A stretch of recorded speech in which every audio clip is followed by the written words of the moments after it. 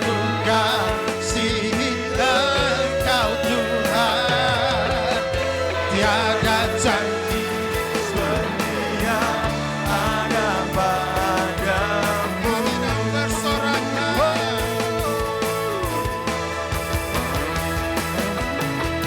nyanyi dan bersorak kita bagi Dia pujian hormat kuasa bagi Raja.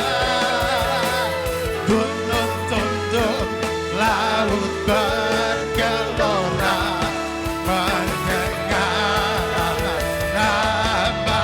Oh, ku bersuka atas perbuatanmu. Selamanya ku kasihi Engkau Tuhan. Tiada janji seperti yang ada pada. Tiada janji seperti yang ada pada. Tiada janji seperti yang ada padamu. Oh, oh, oh. Haleluya. Berikan sorak-sorai banyak yang terbaik. Ya. Haleluya. Haleluya. Kami bersyukur buat kebaikan-Mu Tuhan. Kami mau siap lagi Tuhan dan lebih lagi memuliakan nama Tuhan. Yang siap sama-sama saya katakan, amin. Berikan sorak-sorai kemenangan bagi Tuhan. Berikan tos kanan kiri Anda. Katakan bersama-sama, mari semangat memuji Tuhan. Berikan tos yang terbaik bagi saudara semua.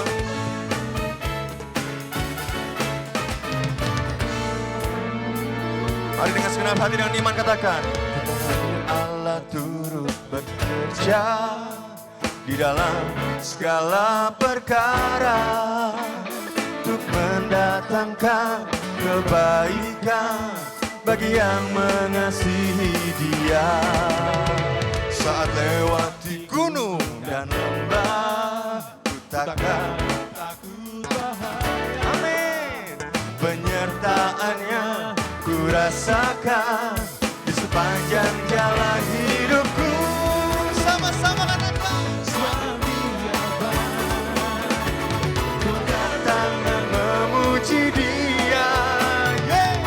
Sebab Dia baik, untuk selamanya kasih setianya.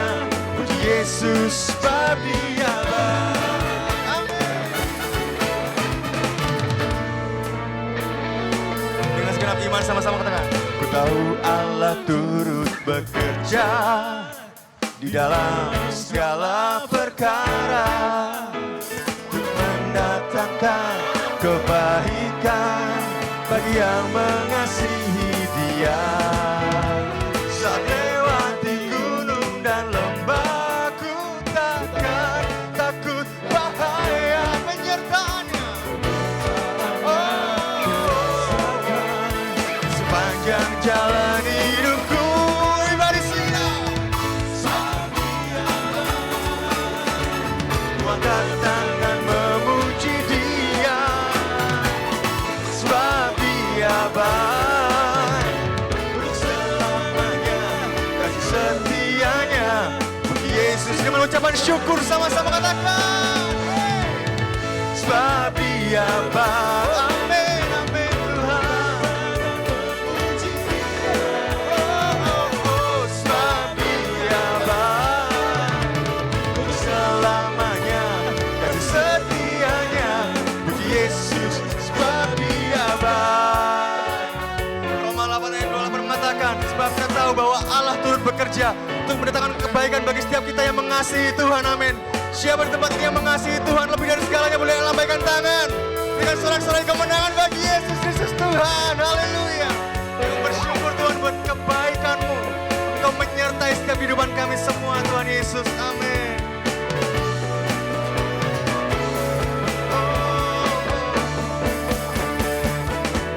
Bersama-sama katakan, sebab Dia baik. Mari bertepuk tangan bersama-sama di atas kepala kita. Sebab Dia baik, untuk selamanya kasih setianya. Puji Yesus, sebab Dia baik, sebab Dia baik. Amin. Memuji Dia, sebab Dia baik selamanya, kasih setianya. Puji Yesus, sebab Dia baik, sebab Dia baik. Ku angkat tangan memuji Yesus, amin. Sebab Dia baik untuk selamanya, kasih setianya untuk selamanya, untuk selamanya, kasih setianya. Sekali lagi, untuk selamanya, kasih setianya. Puji Yesus, sebab Dia baik.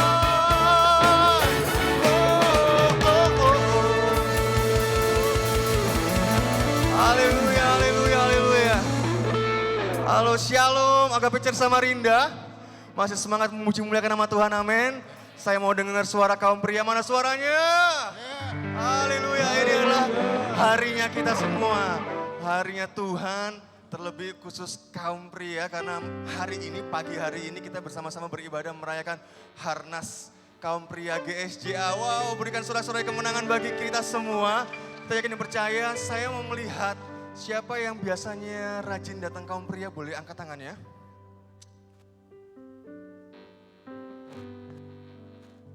Hah? Cuma 2, 3, 4, 5, Haleluya.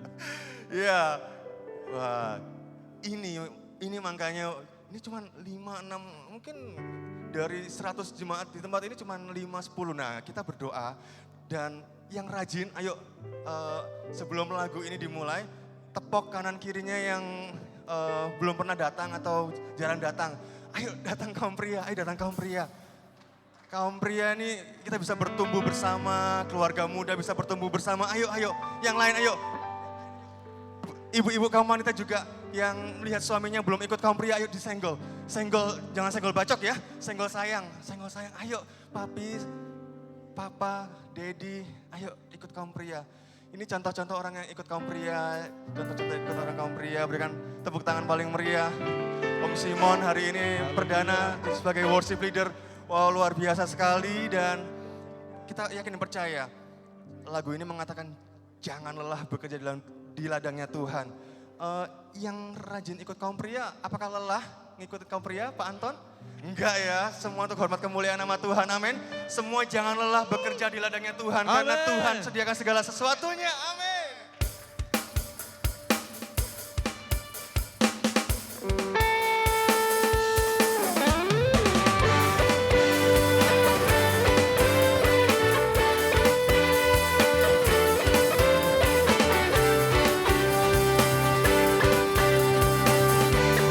Mari bersama-sama katakan, jangan lelah bekerja di ladangnya Tuhan. Roh Kudus yang beri kekuatan, yang mengajar dan menopang. Tiada lelah bekerja bersamamu Tuhan, yang selalu mencukupkan atas segalanya. Sekali lagi, jangan lelah bekerja.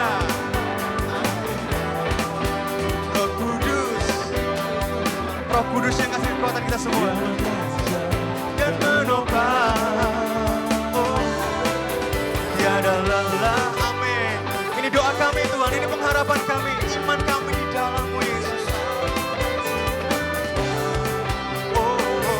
Atas segalanya, sama-sama katakan, ratakan tanah bergelombang, timbullah tanah yang berlubang, menjadi siap dibangun, menjadi siap dibangun di atas dasar iman. Ratakan tanah bergelombang, timbullah tanah, menjadi siap dibangun di atas dasar iman. Jangan lelah bekerja, amin.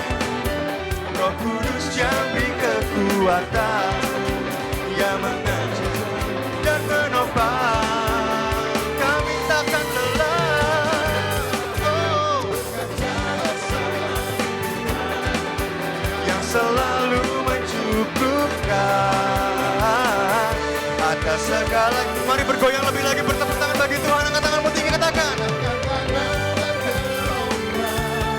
Timbunlah tanah yang berlubang, menjadi siap dibangun, menjadi siap dibangun di atas dasar iman. Ratakan tanah, timbunlah tanah yang berlubang. Oh, saya mau dengar suaranya Jemaat AKB Church Samarinda, kaum pria saja, katakan.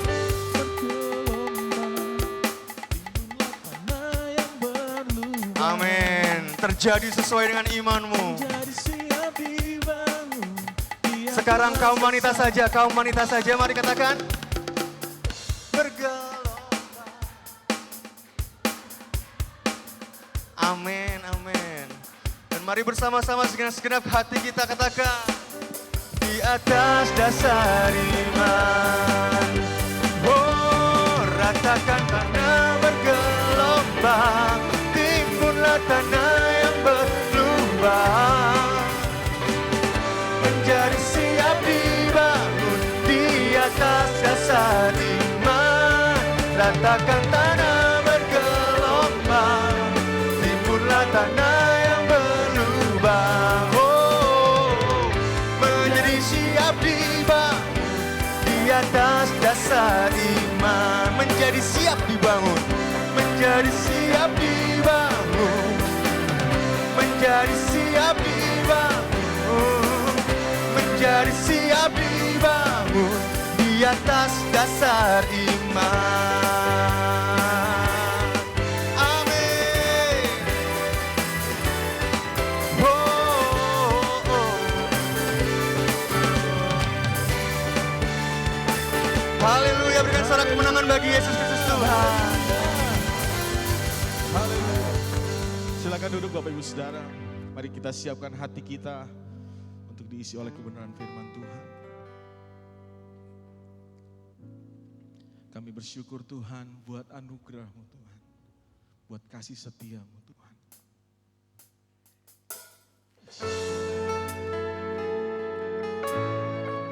Ini hati kami. Ini hidup kami Tuhan. Tidak ada yang lain di hidup kami selain Engkau Yesus.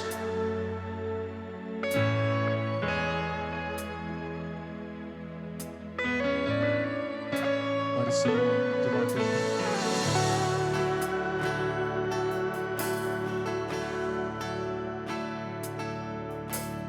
Masuk hadirat-Mu Tuhan dengan korban pujian. Maksud hadirat-Mu Tuhan berhiaskan kekudusan.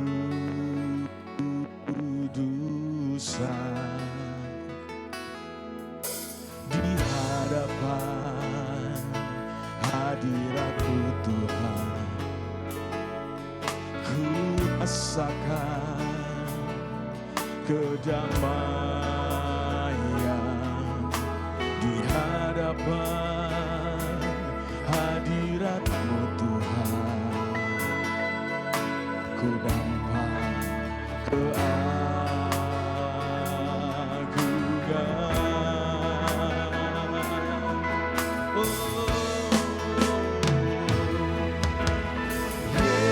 Yesus, ku sembah Kau, sujud di hadapan-Mu. Keinginan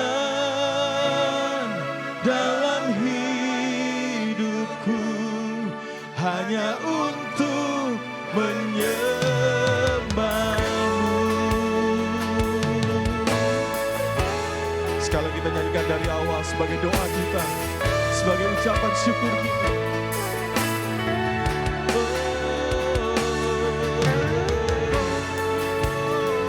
Ini kami umat-Mu Tuhan, kami berkumpul menyembah-Mu.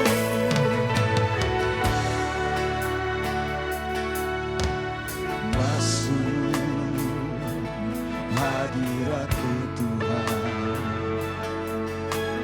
dengan korban pujian.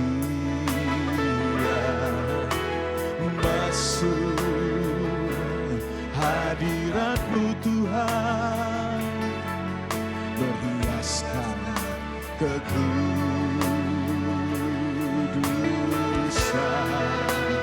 di hadapan. Amin. Hadirat-Mu Tuhan, ku rasakan kedamaian di hadapan hadirat-Mu Tuhan. Ku nampak keagungan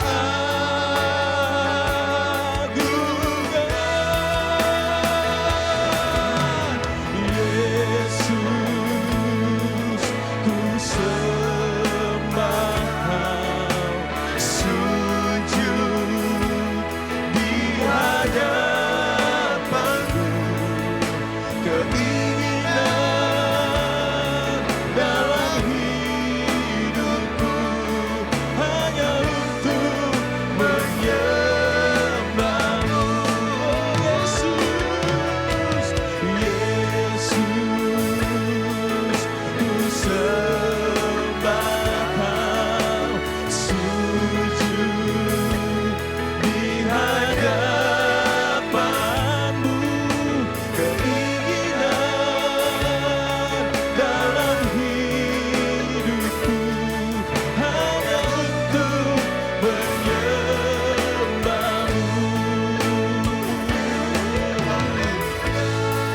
Hanya Engkau Yesus tempat perlindungan kami Tuhan. Kau kota benteng kami Yesus Tuhan. Hanya kepada-Mu kami bersandar, kami berharap selama-lamanya Tuhan. Haleluya. Saya undang jemaat Tuhan bangkit berdiri bersama-sama. Kita naikkan kembali lagu ini. Yesus ku sembah, ku sembah Kau, sujud di hadapan-Mu. Keinginan dalam hidupku hanya untuk menyembah-Mu. Yesus, Yesus, ku sembah Kau, sujud di hadapan-Mu. Keinginan dalam hidupku hanya untuk menyembah-Mu.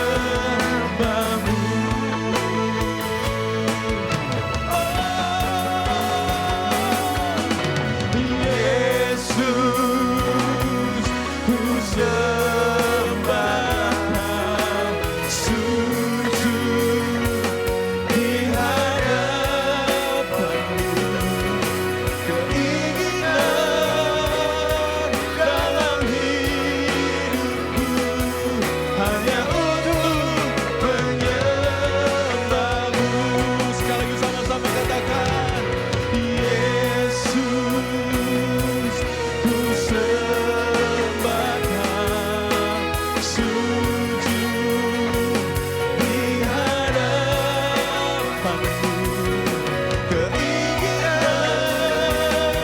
dalam hidupku hanya untuk menyembah-Mu. Lebih sungguh lagi, Yesus. Mari jemaat Tuhan.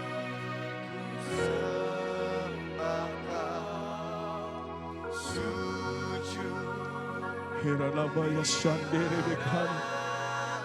Kiara nama Yashe. Nama Yashakana. Hanya untuk menyembah. Sekali lagi lebih sungguh. Yesus, ku sembahkan, sujud di hadapan, keinginan dalam hidupku hanya untuk menyembah. Boleh sama-sama saya semua mengangkat tangan di hadapan Tuhan. Yesus, ku sembahkan, sujud di hadapan, keinginan dalam hidupku hanya untuk menyembahmu. Keinginan dalam hidupku hanya untuk menyembah. Terus sekali lagi katakan keinginanmu menyembah. Keinginan dalam hidupku hanya untuk menyembahmu.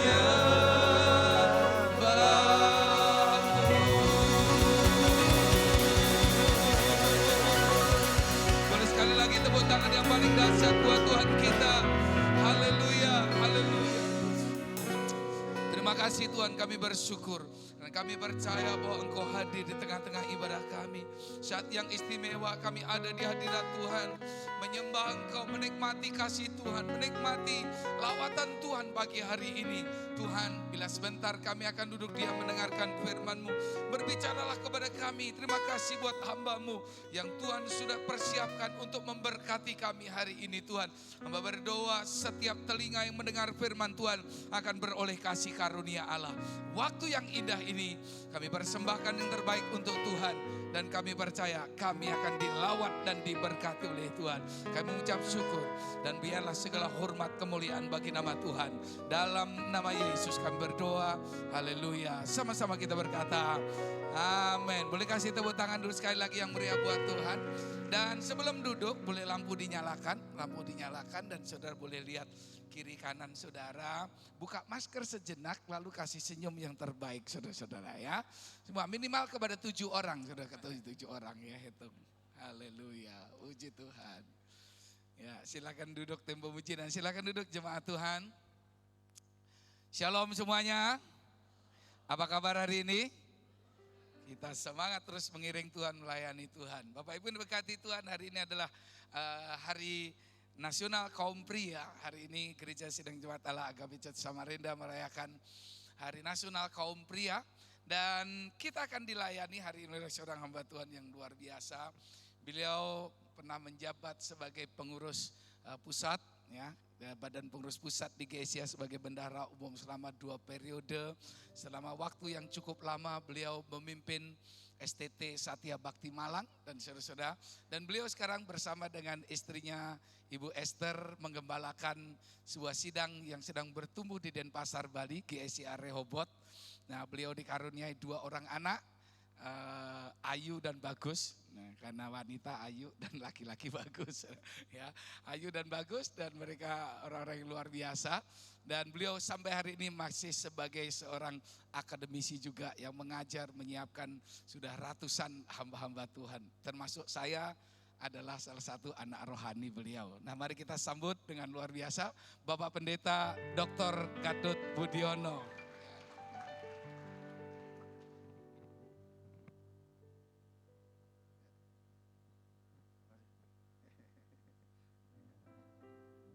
Shalom, salam sejahtera dalam kasih Tuhan Yesus Kristus. Kita bersyukur kepada Tuhan oleh karena anugerahnya, oleh Roh Kudus kita dapat berhimpun bersama-sama dalam memuji Tuhan ya.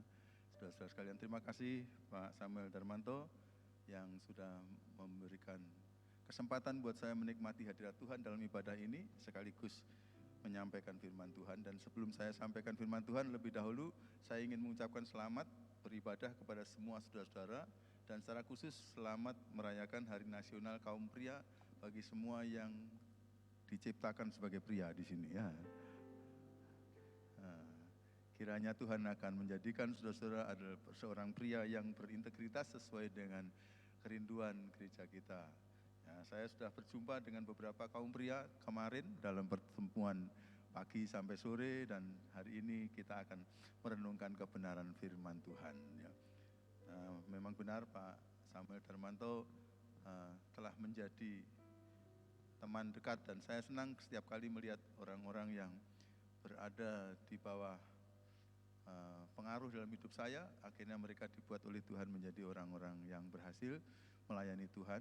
Dan modal kami sebenarnya tidak banyak, yaitu menjadi orang yang takut akan Tuhan saja, sehingga akhirnya kita hidupnya berintegritas. Ya di atas ya, tidak di atas tidak. Itu modal yang paling penting dalam kehidupan kita. Nah, saudara-saudara yang dikasihi oleh Tuhan, pada pagi hari ini saya ingin mengajak kita merenungkan kebenaran firman Tuhan seperti tema yang telah diberikan oleh Departemen Kaum Pria Nasional setiap kali merayakan Hari Nasional Kaum Pria. Pada tahun ini mereka membuat tema Unshakable Man ya.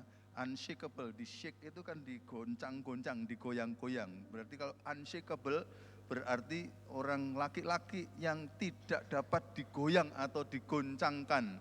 Sehingga penjelasannya lagi lebih dibilang stand firm ya, berdiri teguh atau berdiri mantap gitu tanpa ada goyah. Dan saya minta anak saya mencarikan gambarnya telah dipilih gambar yang seperti ini ya. Di atas batu yang sangat kokoh dia berdiri, dan dia bisa berdiri dengan teguh dan tegap ya, tak tergoyahkan karena tempatnya dia berdiri. Itu yang paling penting ya. Kalau yang tempat berdirinya pasir, maka dia bisa digoyah-goyah walaupun dia kuat. Tetapi tempat berdirinya itu menentukan sekali. Dia bisa menjadi orang yang unshakable man atau tidak. Nah, walaupun kita pada hari ini akan merenungkan kebenaran firman Tuhan bagi para pria pada umumnya, tetapi saya kira kebenaran-kebenaran yang akan kita ambil dari firman Tuhan pada hari ini dapat diterapkan untuk kita semua dalam mengiring kepada Tuhan. Ayat yang dipilih oleh Departemen Kaum Pria Nasional, kalau diklik berikutnya, maka dari Kolose pasal 4 ayat 12b itu dimintakan supaya kita akan menjadi orang-orang yang berdiri teguh. Berdirilah teguh sebagai seorang yang dewasa, bahasa Inggrisnya mature, sebagai seorang yang matang, jangan seperti kanak-kanak kira-kira begitu ya. Dan berdirilah sebagai orang yang yakin penuh kepada semua yang dikehendaki Allah. Itu dari kitab Kolose pasal 4 ayat ke-12. Ini ciri-ciri dari orang-orang yang berkenan kepada Allah. Dan kemudian kalau dari 1 Korintus pasal 15 ayat ke-58, klik berikutnya, kita tahu di sana ada nasihat, berdirilah teguh, jangan goyah ya. Giatlah selalu dalam pekerjaan Tuhan. Kaum pria bisa bilang amin? Kaum pria bisa bilang amin? Giatlah selalu, bukan sering, bukan kadang-kadang, tapi selalu dalam pekerjaan Tuhan. Sebab apa? Sebab jerih payah kita dalam pelayanan tidak pernah sia-sia. Tidak pernah sia-sia. Karena itu kita didorong untuk menjadi orang berdiri teguh, giat selalu dalam melayani Tuhan dan melayani sesama.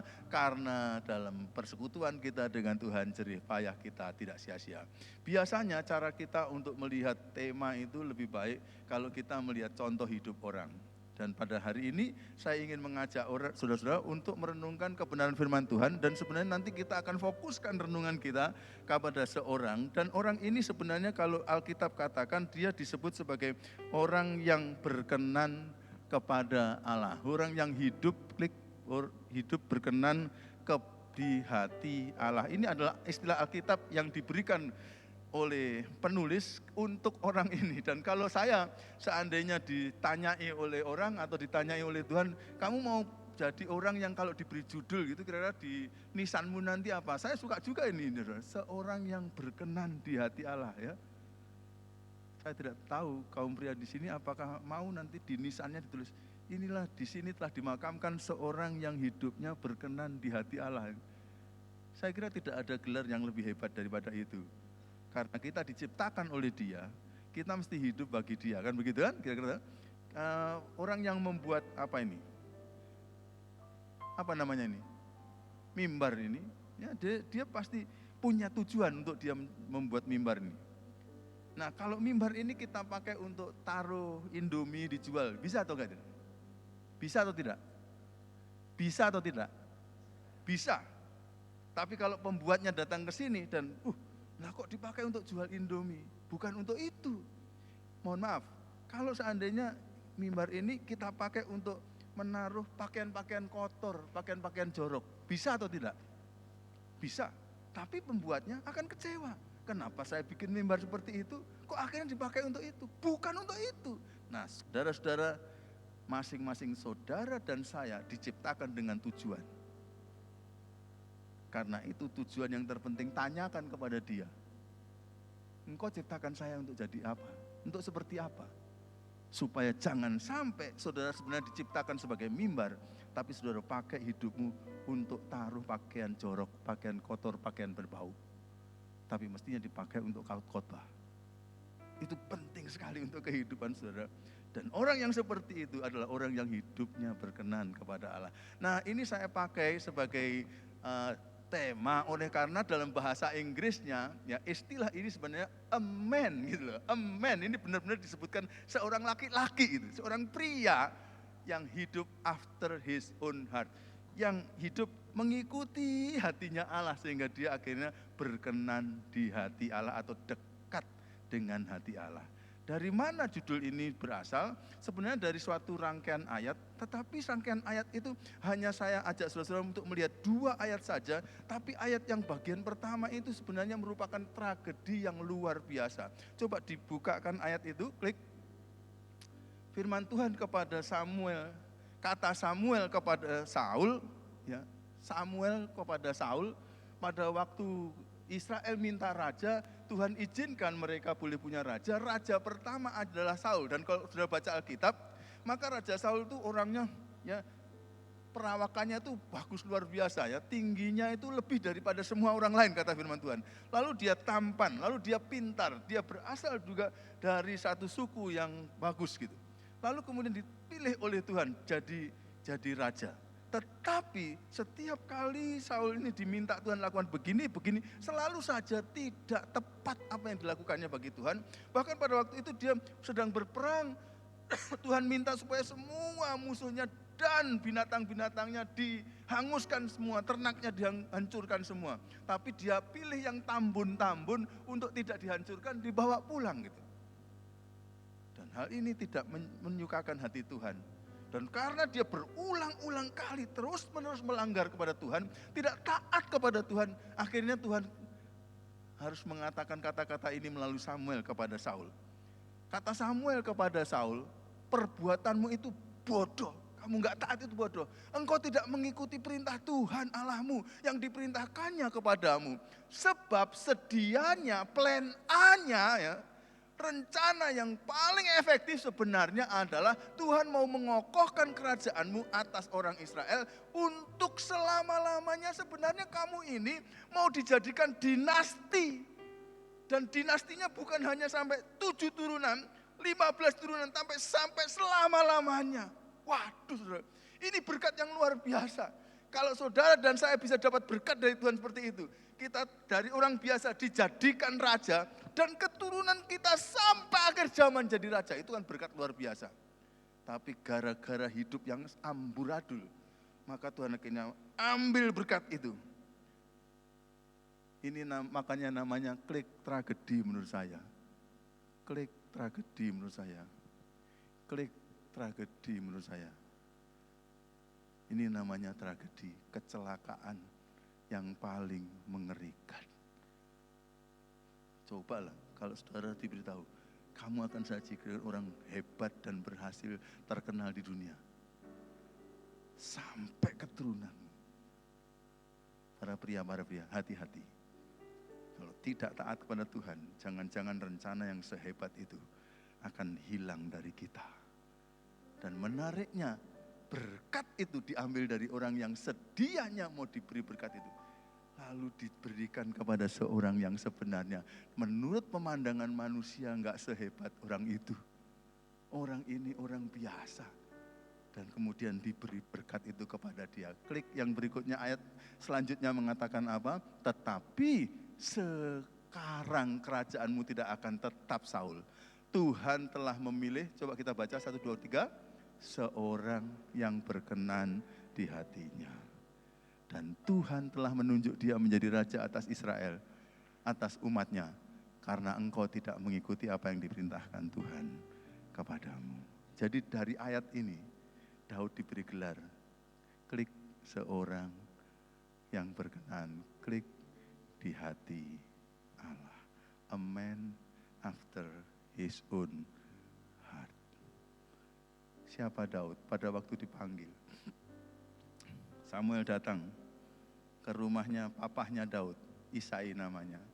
Dan ketika Samuel melihat saudara-saudaranya Daud, mulai saudara yang pertama, kedua, ketiga itu tentara-tentara. Pasti perawakannya bagus. Jadi Samuel pikir, ini yang harus diurapi jadi Raja Israel. Tuhan katakan, bukan. Sampai saudaranya yang hampir terakhir, kakaknya yang bungsu. Bukan. Terus, loh, kalau begitu yang mana Tuhan? Ini sudah. Lalu dia tanya kepada Isai, ini sudah semuanya? Saya kira kalau mau didramakan, ya sudah. Isai bilang, waduh, enggak, aduh, aku lupa. Ada satu anakku masih yang bungsu. Siapa? Daud. Kenapa sampai dilupakan oleh Isai?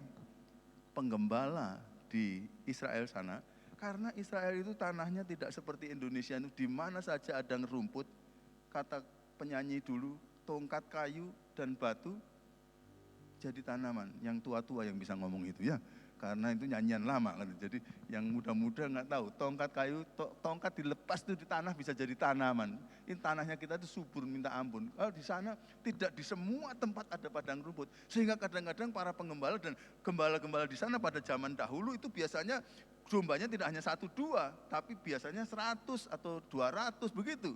Sehingga akhirnya untuk mendapatkan makanan bagi domba ini tidak mungkin orang hanya berada di sekitar rumahnya saja. Seringkali dia harus jalan jauh dari pagi sampai sore. Tahu-tahu mendapatkan padang setelah sore. Dan dia nggak pulang. Seringkali dia nggak pulang, bahkan berhari-hari, kadang-kadang berminggu-minggu. Sedemikian rupa dia sangat akrab dengan gembalaannya sampai nggak merasa perlu pulang. Lalu kemudian ayahnya sampai melupakan kalau punya anak yang terakhir namanya Daud. Saudara baru ingat. Dengar saya. Mungkin manusia tidak ingat kamu. Tapi kalau kita adalah seorang yang hidupnya berkenan di hati Allah, walaupun kita ada di lubang semut, Tuhan akan ingat kita. Tuhan akan pakai kita. Tuhan akan panggil kita keluar untuk menjadi berkat. Saya mau ngomong tapi takutnya malu. Saya dengan Pak Darmanto itu orang kampung. Dahulunya di kampungnya beliau itu sebenarnya nggak ada gereja. Ada satu-satunya gereja di Kabupaten Blitar itu dari GSIA hanya di desa saya. Lalu orang-orang dari desa saya ini melayani ke kampung sebelah-sebelah. Harus nyebrang sungai Berantas. Dan gara-gara itu akhirnya muncullah orang-orang. Kakaknya kandung Pak Samuel itu adik kelas SMP saya dan dipakai Tuhan dengan berhasil jadi hamba Tuhan. Berapa periode jadi ketua badan pengurus daerah di daerah Jawa Timur. Kami orang-orang yang ada di lubang semut saja. Tapi kalau Tuhan mau, Tuhan bisa panggil dari sana untuk bisa jadi orang yang dipakai oleh Tuhan. Pada waktu saya berdiri di Palermo, Italia. Pada waktu saya berdiri di Manhattan, New York. Ketika saya berdiri di Korea Selatan, di Seoul atau di Daejeon. Pada waktu saya berdiri di Tokyo dan Yokohama. Saya tidak mengerti bagaimana rencana Tuhan. Karena saya tidak berkeinginan dulu, tidak bercita-cita sama sekali untuk menjadi seperti itu. Tapi Tuhan tahu. Tuhan tahu. Kalau kita hidup berkenan di hati Allah, Tuhan akan urus kehidupan kita. Dan menariknya saudara-saudara, para bapak-bapak yang ikut hadir kemarin sudah tahu. Saya berasal dari 9 bersaudara, saya anak ke-8. Ya. Sebenarnya kami kalau lengkap nggak ada yang mati, 10 malah bersaudara. Dan seluruhnya keluarga kami dulu tidak kenal Yesus Kristus. Kami bukan orang yang disebut di bahasa Indonesia Kristen. Tapi oleh kemurahan Tuhan, kemudian Tuhan menyelamatkan anggota keluarga kami.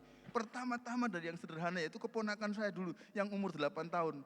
Lalu kemudian terus dia dipakai Tuhan menyelamatkan adiknya, sepupunya dan sebagainya. Terus begitu. Dan siapa yang membawa pertama kali keponakan saya umur 8 tahun ini? Sangat sederhana, seorang pembantu rumah tangga keluarga kami yang tidak lulus SD. Dia bodoh di hadapan manusia, tapi dia pintar di hadapan Tuhan karena dia menjalankan amanat agung Tuhan Yesus Kristus. Di rumah kami dia menjadi saksi, jadi berkat.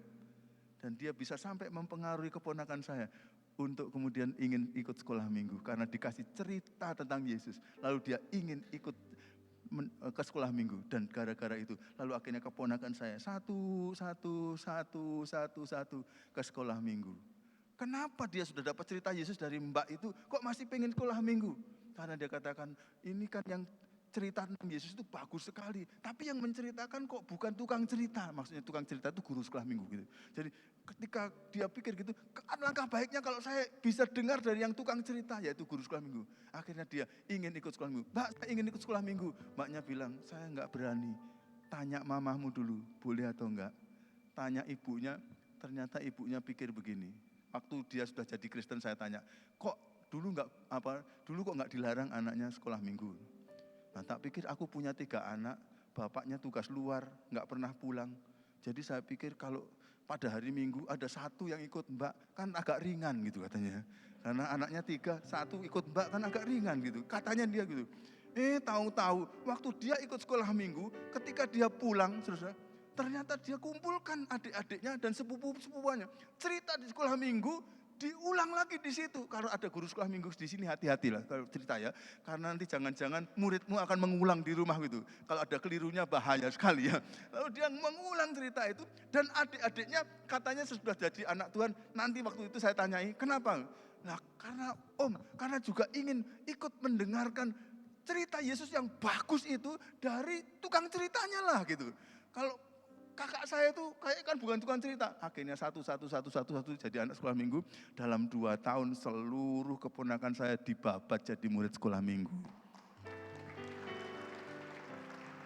Nah, kalau yang kecil-kecil sudah dijadikan anak Tuhan, ini yang repot ini, yang besar-besar ini ya.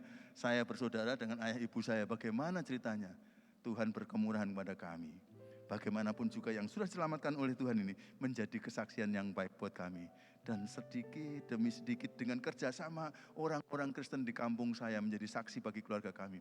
Pelan-pelan sekali, karena kalau ibarat pohon, ini sudah agak besar. Pohon yang besar itu kalau dipindahkan risiko mati. Jadi harus hati-hati makanya kalau mau memenangkan lebih baik sekolah minggu ya, amin ya. Kalau memenangkan orang yang tua itu susah, saudara. Saya ngomong begini karena sudah umur 60, jadi saya mewakili yang tua-tua gitu ya. Karena orang tua-tua itu keras kepala. Ini keras kepala ya. Jadi kalau yang masih bayi-bayi, yang masih kecil-kecil itu biasanya hatinya lembut gitu. Jadi bawa mereka. Jadi seperti pohon susah dibawa, bisa beresiko mati. Jadi akhirnya Tuhan pelan-pelan selamatkan kami. Untuk kami kadang-kadang 2-3 tahun baru ada 1. Sehingga prosesnya panjang, tapi Tuhan baik. 1 demi 1 diselamatkan. Akhirnya dibutuhkan waktu 35 tahun, semuanya juga diselamatkan. Kok enggak ada orang tepuk tangan ya? Saya sangat heran dengan kerja Tuhan yang luar biasa seperti itu. Kalau saya cerita begini di New York itu mereka tepuk tangan luar biasa. Karena ini keajaiban, sampai 1 keluarga besar jadi anak Tuhan. Kemarin dulu kami adakan reuni, ya, ada yang beberapa puluh sudah meninggal, yang masih sisa hidup ada 105 jiwa. sudah jadi satu keluarga gereja kan, ya. Tapi kami nggak kumpul sehingga akhirnya kami melayani di mana-mana. Ya saudara, jadi mari kita akan sadari bahwa menjadi seorang yang hidup berkenan di hati Allah itu bagus sekali. Siapa ini sebenarnya? Kita tahu Daud, bukan ya? Daud itu luar biasa, saudara. Gara-gara padahal dia adalah anak di padang belantara tadi, tapi kemudian diambil oleh Tuhan, dibawa, dijadikan raja. Dan raja yang berhasil luar biasa. Coba saudara silakan baca dalam kitab Samuel, Raja-Raja dan 1-2 Tawarik. Keturunannya Daud itu riwayatnya ditulis, dan waktu ditulis itu yang dijadikan penggaris, pengukur keberhasilan dan kegagalan hidup mereka adalah hidupnya Daud. Setelah riwayatnya ditulis, bagian akhir menunjukkan, raja ini hidup benar di hadapan Allah seperti Daud nenek moyangnya. Kalau yang jahat, raja ini jahat di hadapan Tuhan. Tidak seperti Daud nenek moyangnya. Daud menjadi standar bagi raja-raja Israel sampai selama-lamanya. Daud adalah raja yang menjadi nabi besar yang diakui oleh 3 agama monoteisme di dunia sekarang. Yudaisme, Kristen, dan Islam. Daud mempunyai sejarah memindahkan ibu kota Israel ke Yerusalem. Dan kemudian akhirnya lambang bendera orang Israel disebut bintang Daud. Sampai sekarang nama Daud selalu dipakai. Bahkan sampai saudara buka kitab terakhir dari Perjanjian Baru. Nama Daud di sana muncul. Pondok Daud akan dipulihkan. Wah. Orang ini patut direnungkan oleh kaum bapak yang ada di sini, kaum pria yang ada di sini. Supaya saudara-saudara menjadi a man after his own heart. Seperti apa kehidupan Daud? Cirinya cukup banyak. Pagi hari ini saya akan mengajak saudara untuk mengingat kira-kira ada 4 hal saja yang patut kita teladani. Kita cek, kita bercermin kepada dia. Daud itu seperti apa? Nomor 1, klik, ayo. Daud adalah seorang yang selalu, apa saudara? Berkonsultasi kepada Tuhan. Daud itu dalam hidupnya dia selalu berkonsultasi kepada Tuhan. Ada banyak contoh dalam ayat Alkitab di mana Daud itu setiap kali liku-liku, setiap belokan dalam hidupnya dia selalu bertanya kepada Tuhan, kanan atau kiri atau kanan, tengah atau atas. Dia selalu tanya kepada Tuhan. Cukup banyak catatannya, saudara. Lalu kemudian Daud pada suatu kali, ya kemudian ketika dia sudah mengalahkan Goliat, kita tahu, dia akhirnya dipuji-puji oleh orang-orang Israel. Dan puji-pujian mereka itu luar biasa. Kalau Saul bisa mengalahkan beribu-ribu, Daud mengalahkan berlaksa-laksa, puluhan, ratusan ribu. Sehingga gara-gara pujian orang Israel itu, Saul akhirnya sakit hati pada Daud. Dan akhirnya Daud dikejar-kejar untuk dibunuh. Pada waktu Daud dibunuh, ternyata ada orang yang simpati dengan Daud. Jumlahnya 600 orang. Dia pergi mengungsi, mencari tempat yang aman terus. Dan selalu mendengar kabar bagaimana Saul ada di mana. Coba saya ingin mengajak saudara-saudara untuk lihat 2 peristiwa saja ketika Daud lagi dikejar-kejar dalam ayat-ayat ini. Ayat yang pertama mengatakan ketika diketahui Daud bahwa Saul berniat jahat terhadap dia, berkatalah dia kepada Imam Abiatar, bawalah efod itu kemari, efod untuk mengatakan ya atau tidak. Ya. Berkatalah Daud, Tuhan Allah Israel, hamba-Mu ini telah mendengar kabar pasti bahwa Saul berikhtiar untuk datang ke Kehila kota ini dan memusnahkan kota ini oleh karena aku ada di sini. Klik. Akan diserahkan oleh warga-warga kota Kehila itukah aku ke dalam tangannya Saul? Akan datangkah Saul seperti yang telah didengar oleh hamba-Mu ini? Tuhan Allah Israel, beritahukanlah kiranya kepada hamba-Mu ini. Jawab Tuhan, dia akan datang. Klik. Kemudian bertanyalah Daud, akan diserahkan oleh warga-warga kota Kehila itukah aku dengan orang-orangku ke dalam tangan Saul? Firman Tuhan, akan mereka serahkan. Lalu bersiaplah Daud dan orang-orangnya, kira-kira 600 orang banyaknya. Mereka keluar dari Kehila dan pergi kemana saja mereka dapat pergi supaya selamat. Peristiwa kemudian terjadi beberapa tahun kemudian, klik, ada cerita lagi. Kemudian bertanyalah Daud kepada Tuhan, katanya, haruskah aku mengejar gerombolan itu Tuhan? Ini suatu peristiwa lain. Ya, haruskah kami mengejar gerombolan itu? Nah, dia belok kanan atau belok kiri Tuhan? Ya. Akan dapatkah mereka kususul? Dan dia berfirman kepada Daud, kejarlah sebab sesungguhnya engkau akan dapat menyusul dan mereka menyusul mereka dan melepaskan para tawanan. Lalu kalau diklik, kemudian lalu pergilah Daud beserta 600 orang yang bersama-sama dengan dia, dan sampailah mereka ke sungai Besor. Daud itu orang yang selalu tanya sama Tuhan, Tuhan, ini kok ada persimpangan dua, kanan atau kiri? Tuhan bilang kanan, dia kanan. Tuhan, ini ke atas atau bawah? Bawah, dia ke bawah. Tuhan, persimpangan 3, kanan, kiri, tengah, tengah jalan. Luar biasa. Kenapa orang yang begini itu disukai oleh Tuhan? Kenapa orang yang begini itu berkenan di hati Tuhan? Karena hanya Tuhan yang maha tahu dan tidak ada satu manusia pun yang maha tahu. Betul? Sehingga orang yang selalu bertanya pada Tuhan itu berarti dia mengakui, Tuhan Engkau maha tahu dan saya tidak tahu. Hanya orang lulusan sekolah Alkitab yang baru lulus program S1 itu yang biasanya STH, sok tahu gitu. Tapi kalau orang yang jujur dia akan mengatakan, saya tidak tahu, itu sebenarnya STH. Dan harus berkata kepada yang maha tahu, Tuhan tolong saya enggak maha tahu. Amin. Semua kita kalau suka berkonsultasi kepada Tuhan, kita menjadi orang yang berkenan kepadanya. Karena dia yang maha tahu. Amin.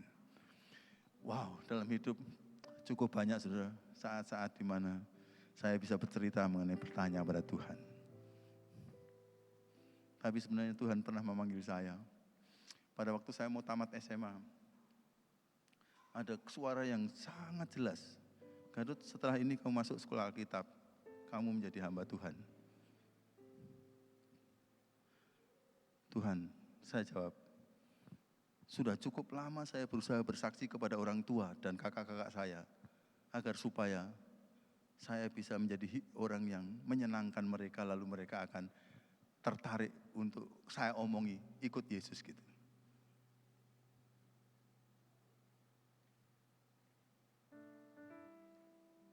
Mereka tahu bahwa pada waktu saya SD, saya juara 4 SD negeri.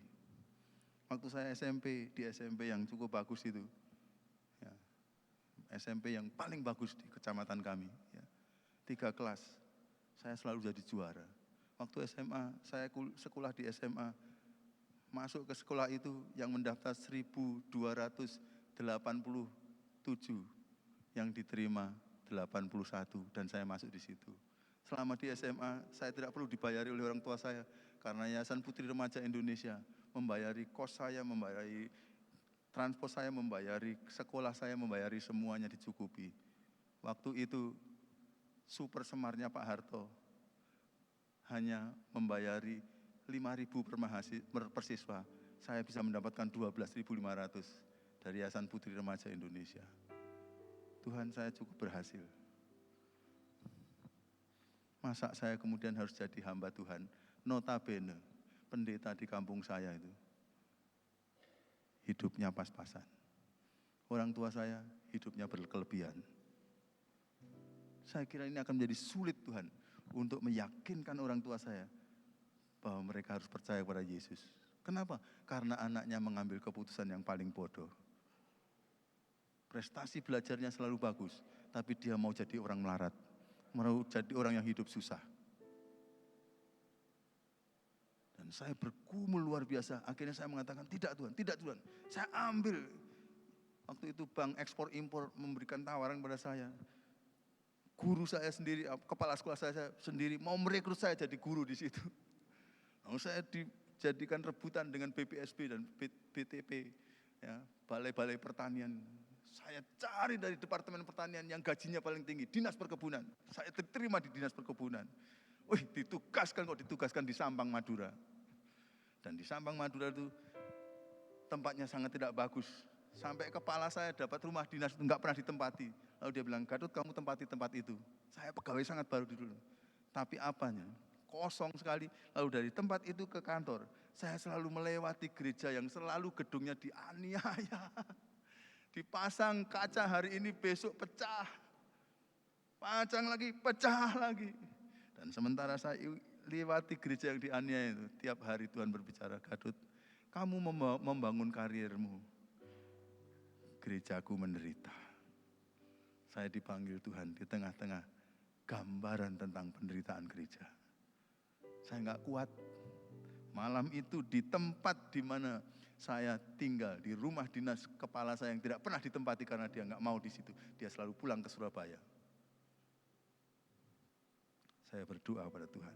Tuhan, Engkau sudah tahu bahwa ketidakmauan saya masuk ke sekolah Alkitab itu bukan karena apa-apa. Karena saya mau orang tua saya dan kakak-kakak saya yang belum jadi anak Tuhan, pada akhirnya jadi anak Tuhan dengan cara melihat kehidupan saya yang bersimpatik kepada mereka gitu loh. Tapi kalau Engkau paksa begini, nanti waktu saya memutuskan, kan mereka kecewa. Tapi begini, kalau memang Tuhan mau saya ke situ, kok tekanannya kok begitu kuat, harus lewat jalan itu. Ya sudah, saya ikuti. Tapi saya minta supaya seperti doa saya setiap malam. Kalau Engkau tidak mau selamatkan ayah ibu saya dan kakak-kakak saya, jauh sebelum mereka meninggal, minimal 5 menit sebelum mereka meninggal, mereka jadi anakmu. Itu saja, maka saya akan puas. Tapi kalau nanti saya ikuti Tuhan ini orang bodoh ini Kristen ya. Kalau saya ikuti jalan Tuhan ini dan kemudian akhirnya mereka semua meninggal dengan tidak percaya kepada Tuhan, maka saya akan menuntut di surga nanti. Kenapa kamu panggil saya jadi pendeta? Sehingga mengecewakan. Dengan itu saya tinggalkan Sampang. Saya masih menunggu beberapa bulan untuk masuk di Sati. Saya harus cari duit. Karena orang tua saya kecewa sekali. Saya akhirnya masuk sekolah Alkitab. Selama 2 tahun, saya tidak bisa berkomunikasi dengan orang tua saya. Tahun ketiga mulai terbuka komunikasi pelan. Singkat cerita, 5 tahun saya selesaikan pendidikan saya. Dan 1 bulan sebelum saya diwisuda, ada berita dari kampung bahwa ayah saya menjejakkan kaki ke dalam gereja. Pada waktu saya wisuda, ayah ibu saya datang, saya nangis. Bukan karena saya senang diwisuda, tapi karena Tuhan setia. Tuhan setia. Nanti saya gembalakan jemaat, jemaatnya berkembang cukup berhasil. Dalam setiap tahun saya sudah ceritakan pada bapak-bapak kemarin, setiap tahun tuh jumlah jemaatnya 2 kali lipat. 2 kali lipat. Lalu saya disekolahkan ke Filipina, saya sebenarnya nggak mau, saya menolak permintaan badan pengurus pusat ini. Tapi kemudian mereka katakan ini kehendak Tuhan bagi kamu. Saya akhirnya minta waktu doa puasa, saya perlu 6 bulan doa puasa. Tapi Tuhan dengan jelas kemudian katakan ini belok kiri. Gitu. Saya harus mau ke Filipina. Padahal saya sedang menggembalakan jemaat yang sedang berkembang dan saya sudah senang, mereka senang. Waktu kami pisahan itu mereka nangis seperti orang kematian. Tapi akhirnya saya ikuti itu.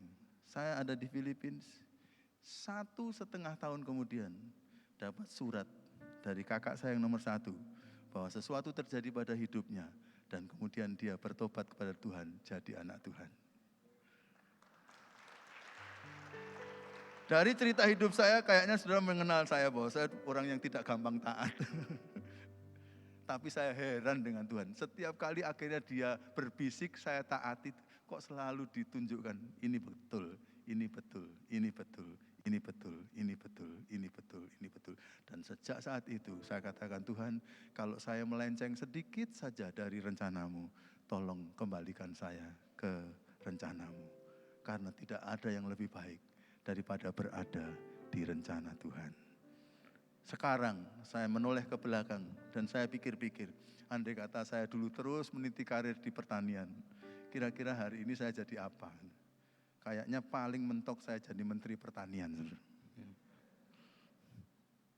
Tapi rupanya dengan jadi hamba Tuhan, oleh caranya Tuhan, dan saya tidak pernah promosi diri saya sendiri, saya telah melayani di hampir semua negara kita di Asia ini.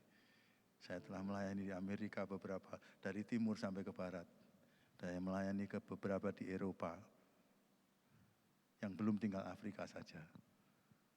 Tuhan telah pakai kesaksian hidup saya dan keluarga saya untuk memberkati teman-teman di sana. Selalu berkonsultasi kepada Tuhan. Yang kedua, Daud Ini seperti apa? Tidak sempurna hidupnya, tapi lembut hatinya. Loh Pak, kan bukankah judul khotbah kita atau renungan kita unshakable man, stand firm. Orang yang tidak mudah digoncangkan, laki-laki yang tidak mudah digoncangkan adalah seorang yang berdiri teguh. Kenapa Pak Daud kok tak sempurna hidupnya dan lembut lagi hatinya? Kayak lemah itu Pak. No. Daud adalah seorang yang menyadari bahwa dirinya nggak sempurna, tapi dia lembut hatinya. Ceritanya saudara, kita tahu bahwa ketika Daud sudah berhasil, lalu kemudian dia menjadi raja. Lalu kemudian dia pada masa perang, prajuritnya perang, dia nggak perang. Dan dia tinggal di istana, dia naik ke lantai 2, lantai 3. Lalu kemudian dia melihat, kita tahu itu ceritanya ya. Si Bathsheba lagi mandi, orangnya juga cantik, dia tertarik. Selidik punya selidik, ternyata dia istrinya seorang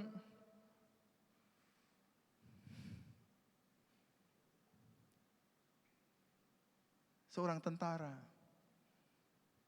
Lalu akhirnya diselidiki, anak suaminya adalah Uria, tentara. Di mana Uria? Oh, ada di medan laga. Oh, baik. Kalau begitu akhirnya Daud berselingkuh dengan Bathsheba. Dikabarkan Bathsheba hamil. Bingung dia. Waduh. Tapi dia ahli perang. Dia man of war gitu. Dia tiap perang mesti menang. Jadi laki-laki betul ini. Dan makanya dia strategi perangnya kemudian menyebabkan dia mulai pakai otaknya untuk berbuat melawan yang tidak benar. Bikin strategi, suruh Uria pulang. Suruh dia pulang ke rumahnya berapa minggu supaya dia bergaul dengan istrinya. Dan waktu nanti istrinya akan melahirkan, kan orang katakan Uria kan yang menghamili gitu. Menariknya ketika Uria dipanggil pulang, Uria mengatakan kepada Raja Daud, Raja, saya adalah prajurit sejati. Bagaimana mungkin teman-teman saya di medan laga, engkau akan menyuruh saya untuk pulang dan bersatu dengan istri saya. Waduh, Daud enggak kena strateginya ya. Lalu kemudian Uria hanya tidak pulang, tapi malah dia tidur di emperannya istana raja. Bingung Daud ini, akhirnya cara saya enggak bisa. Udah kalau begitu cara yang paling bagus saja, bunuh saja Yosua ini, gitu ya. Yosua. Oh bukan Yosua ya. Oh, saya salah. Sorry. Keliru. Karena kita terlalu banyak nonton Yosua itu ya. Jadi sampai bunuh Yosua ya. Bunuh si Uria ini gitu ya. Bunuh si Uria ini. Lalu akhirnya apa yang terjadi? Diciptakan, katakan ini panglimanya dulu. Taruh dia yang paling depan sehingga pasti dia akan segera terbunuh. Dan waktu akhirnya benar-benar Uria disuruh pergi ke medan laga, Uria senang sekali, taruh paling depan, terbunuh. Kabar melalui telegram katakan, Uria sudah terbunuh. Daud senang dalam hatinya. Ini pikiran saya. Lalu Daud bikin karangan bunga, ukuran 50 kali 100 meter. Dikirim ke rumahnya Uria. Ya. Raja Daud sangat berduka. Seluruh rakyat mengatakan, waduh raja kita luar biasa hebatnya. Sementara semua manusia terkelabui oleh dia. Tuhan matanya sangat tajam melihat dia.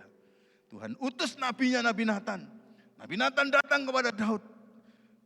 Daud, selamat malam. Waduh Nabi, mari masuk. Bagaimana? Duduk Nabi. Enggak Daud, saya cuma mau cerita dulu gitu. Disuruh duduk, minum, enggak mau, saya cuma mau cerita dulu. Di kampung ada berita tentang seorang yang sangat miskin. Saking miskinnya dia cuma punya anak domba yang kurus. Dan karena anak domba yang kurus yang adalah satu-satunya hartanya, maka anak domba yang kurus itu selalu dipeluk, bahkan diajak tidur di tempat tidurnya. Tetangganya adalah seorang yang punya ternak yang banyak sekali. Lalu tetangganya itu punya tamu, temannya datang. Dia sayang untuk mengambil salah satu ternaknya. Dia pergi kepada teman tetangganya dan minta anak domba yang kurus itu untuk diserahkan pada dia untuk menjamu temannya. Daud dengan cerita dari Nabi Nathan. Daud berdiri dan kata, Nabi Nathan, di mana dia tinggal? Samarinda jalan apa? RT berapa? Kasih tahu saya tidak mau utus panglima saya untuk bunuh dia. Saya sendiri, dia hunus pedangnya barangkali ya, akan bunuh orang itu. Kurang ajar, sudah punya ternak banyak, kok masih membunuh teman, masih minta dari temannya. Nabi Nathan berdiri dan katakan, itu kamu Daud. Nabi, apa? Kamu. Uria hanya punya satu istri.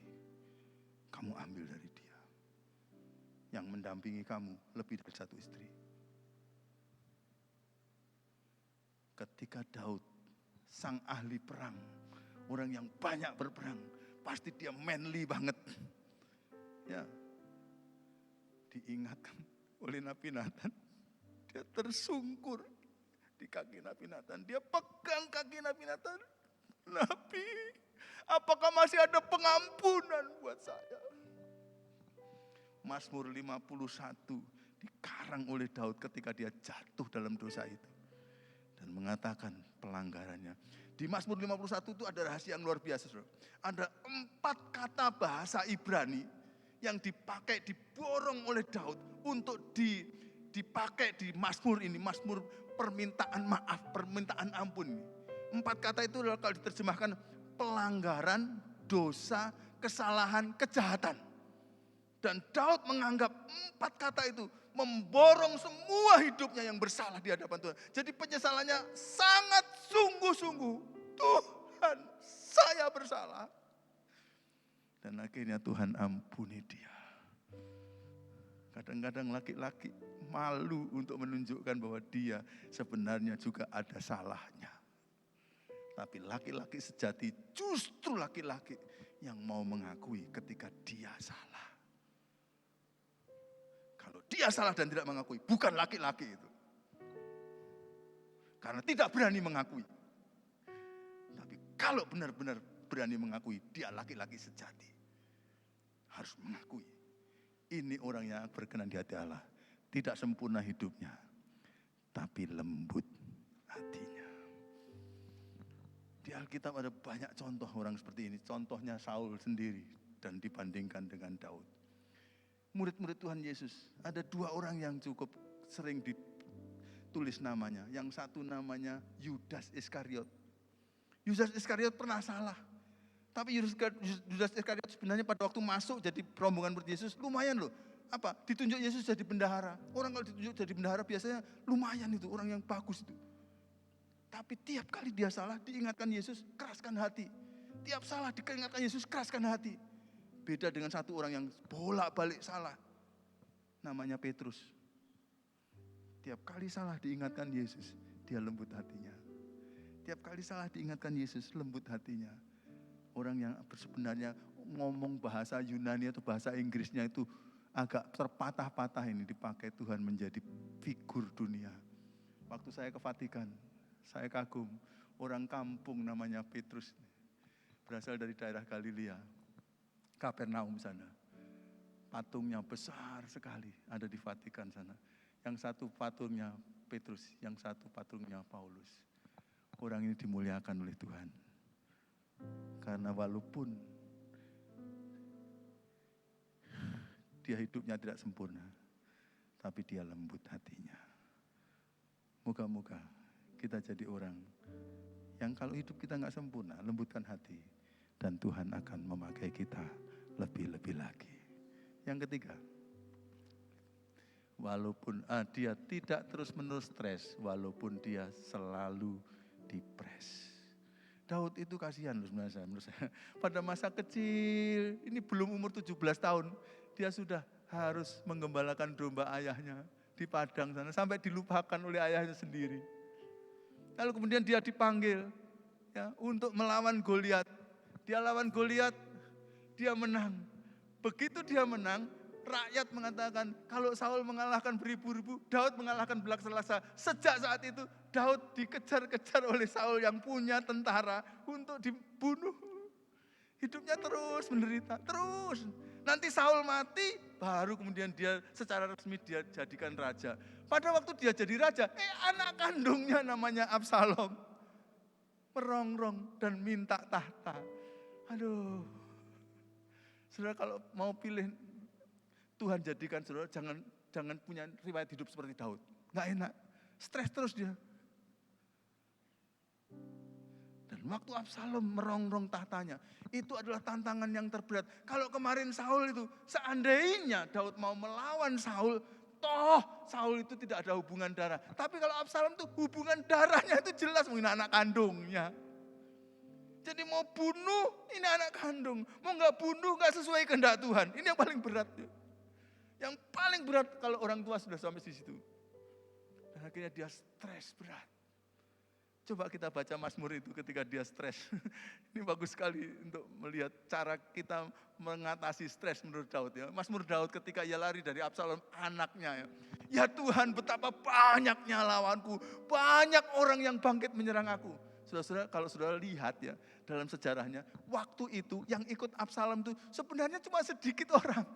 Tapi orang itu kalau stres ya, yang ikut dia masih banyak, yang ikut musuhnya sedikit. Sudah ngomong, yang ikut dia banyak gitu.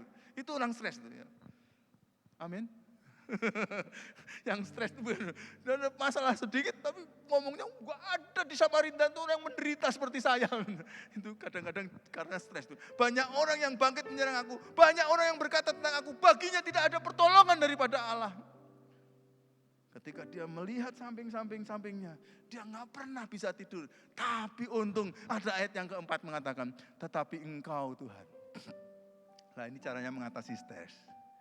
Orang itu stres biasanya gara-gara ngelihat sekelilingnya. Lihat yang datar-datar ini, biasanya stres. Tapi kalau dia ngangkat kepalanya, lalu lihat Tuhan, di situ jawabannya. Tapi engkau Tuhan adalah perisai yang melindungi aku.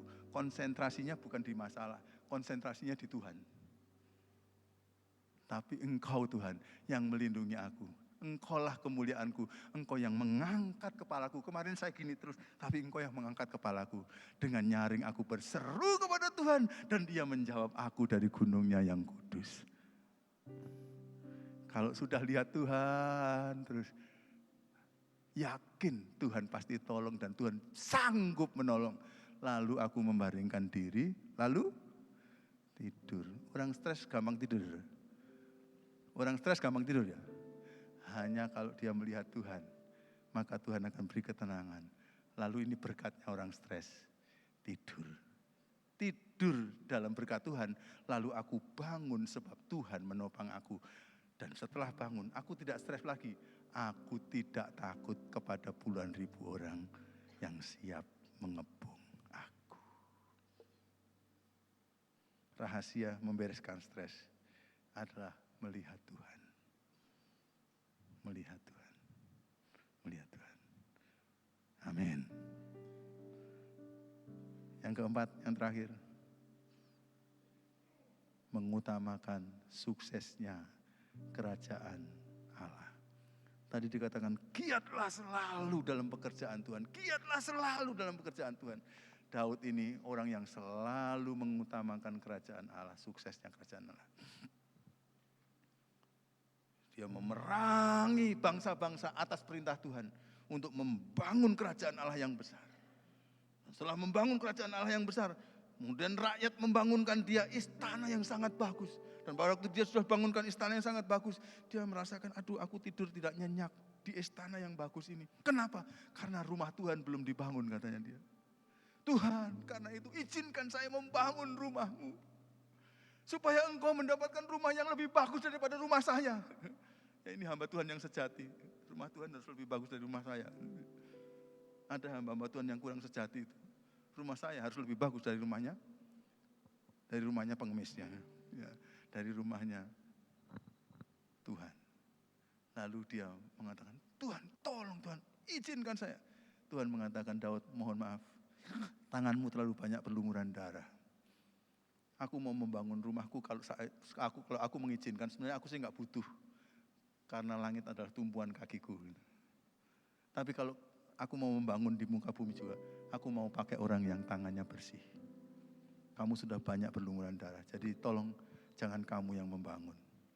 Nanti begini deh, saya bangkitkan dari keturunanmu, dia yang akan membangun. Ada kemungkinan orang macam Daud bisa kecewa dan marah sama Tuhan. Tapi firman Tuhan mencatat apa, saudara? Ketika Tuhan melarang dia membangun bait Allah, dia mengatakan, Tuhan kalau begitu izinkan saya menyediakan seluruh bahan bangunannya. Dan dia sediakan semua bahan bangunan yang terbagus.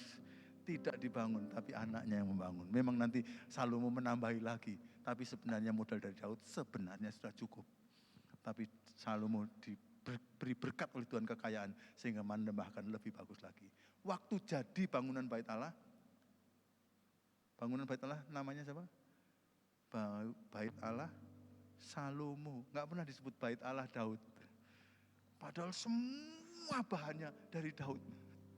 Coba saudara, kalau kita membangun bangunan, lalu semua bangunan itu dari seseorang itu. Masa kemudian nama bait Allah, nama bangunan itu disebut bangunannya itu. Orang ini enggak disebut sama sekali namanya. Tapi Daud enggak apa-apa. Karena tentang kerajaan Allah, kalau dia ngomong bahasa Inggris, it is not about me, but about God. Kalau tentang kerajaan Allah, itu tidak tentang saya, tapi tentang ceritanya Tuhan. Gak perlu nama saya. Ini orang yang luar biasa. Saya menjumpai 1, 2, 3 anak-anak Tuhan di dunia ini. Orang yang punya keluhuran budi seperti ini. Dia adalah penyumbang besar sekali untuk satu proyek Tuhan. Tapi dia tidak mau namanya dicantumkan di situ. Supaya nama Allah masih tetap dimuliakan. Kita mau jadi giat dalam pekerjaan Tuhan. Tapi enggak perlulah kita cari-cari nama kita dalam pekerjaan Tuhan itu. Biar nama Tuhan yang dipermuliakan. Utamakan kerajaan. Orang yang seperti ini berkenan di hati Allah. Karena dia menempatkan Allah pada kemuliaannya. Dan dia tahu bahwa dia bukan pemilik kemuliaan. Dia cuma peminjam kemuliaan. Kalau dia berada di bayang-bayang Allah, kemuliaan masih ada pada dia. Tapi kalau dia menjauhkan diri dari Allah, dia akan tidak punya kemuliaan sama sekali. Mari kita akan berdiri sama-sama. Menyambut kebenaran firman Tuhan. Tuhan, inilah hidupku. Ku serahkan padamu segala cita-citaku,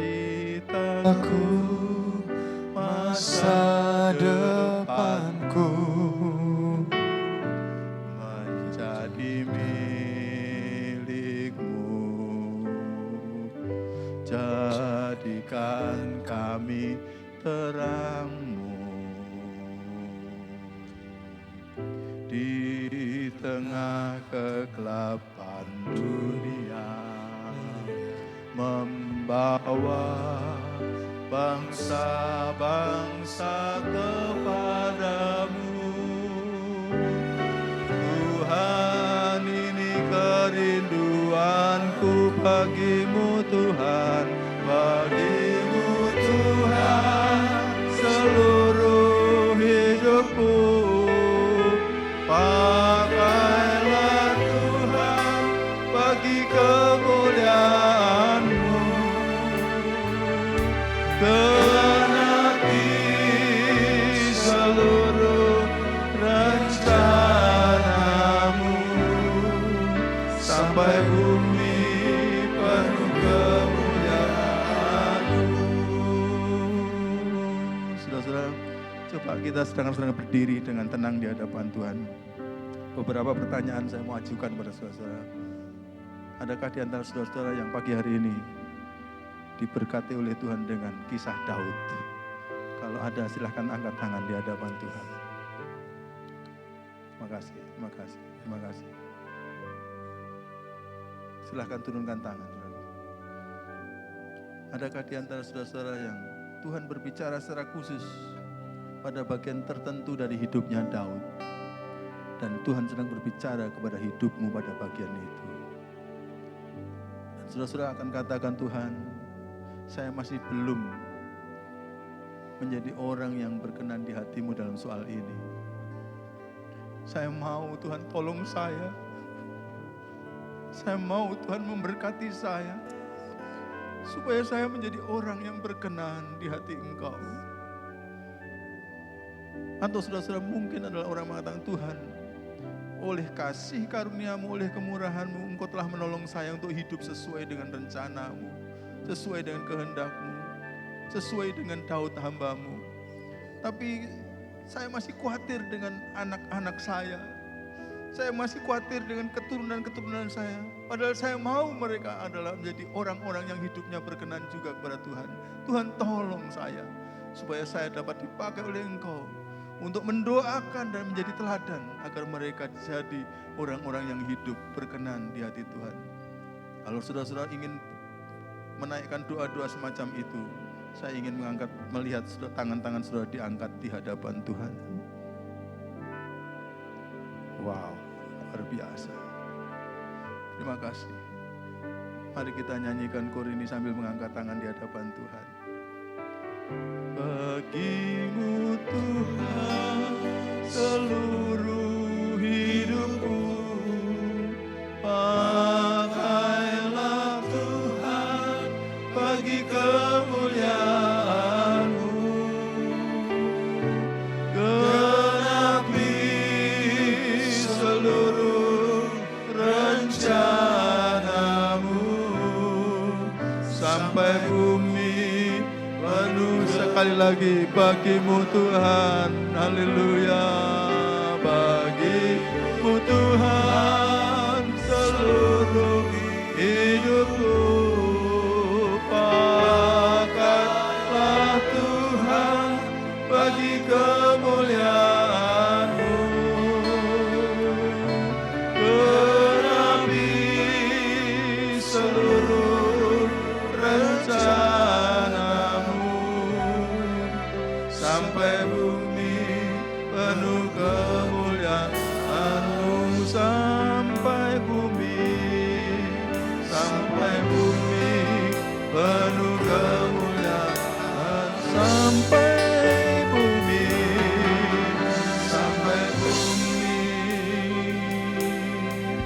penuh kemuliaan.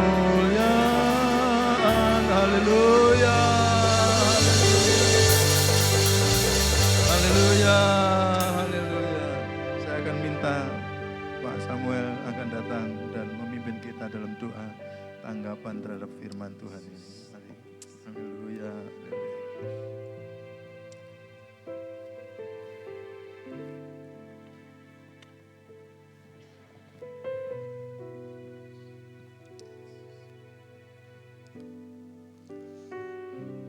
Saudara yang tadi mengangkat tangan boleh kembali mengangkat tangan di hadapan Tuhan. Biar Tuhan hari ini melihat hati setiap kita. Kita rindu menjadi pribadi-pribadi yang terus berkenan kepada Tuhan. Saya yakin hari ini Tuhan berbicara bukan kebetulan. Ada banyak di antara kita yang menyadari kita tidak sempurna. Tapi biar hari ini kita merendahkan diri, melembutkan hati kita di hadapan Tuhan. Tuhan yang akan mengangkat, memulihkan hidup kita. Bagi-Mu Tuhan seluruh hidupku, pakailah Tuhan bagi kemuliaan. Genapi seluruh rencana-Mu, sampai bumi penuh kemuliaan. Tuhan, hamba berdoa di setiap tangan-tangan yang terangkat kepada Tuhan. Kami yang meresponi firman Tuhan yang berbicara kepada kami. Ampuni kami Tuhan, karena terkadang kami mengambil jalan kami sendiri. Kadang kami tidak berkonsultasi dengan Tuhan, kami tidak bertanya kepada Tuhan, sehingga seringkali jalan-jalan kami jadi jalan-jalan yang salah. Tapi hari ini dengan firman-Mu kiranya Engkau balikkan hati kami kepada Tuhan. Untuk kami selalu bertanya kepada Tuhan setiap hal yang kami lakukan. Tuhan tolong umat, tolong kami. tengah-tengah ketidaksempurnaan hidup kami, biar kami terus merendahkan diri. Kami mencari Tuhan, melembutkan hati di hadapan Tuhan. Kami yakin saat kami melembutkan hati kami, Tuhan pulihkan kami. Berkati Tuhan setiap umat-Mu. Barangkali mungkin hari ini ada di antara kami yang sedang mengalami stres yang berat. Tuhan tolong kami agar kami bisa seperti Daud. Mengangkat kepala, memandang kepada Tuhan dan menyerahkan semua dalam tangan pimpinan Tuhan. Sehingga kami beroleh kelegaan. Kuatkan hati jemaat, kuatkan hati setiap kami. Berdoa dalam nama Yesus hari ini, firman itu akan hidup dalam kehidupan kami Tuhan. Berkati setiap kami. Terima kasih buat hamba-Mu Tuhan.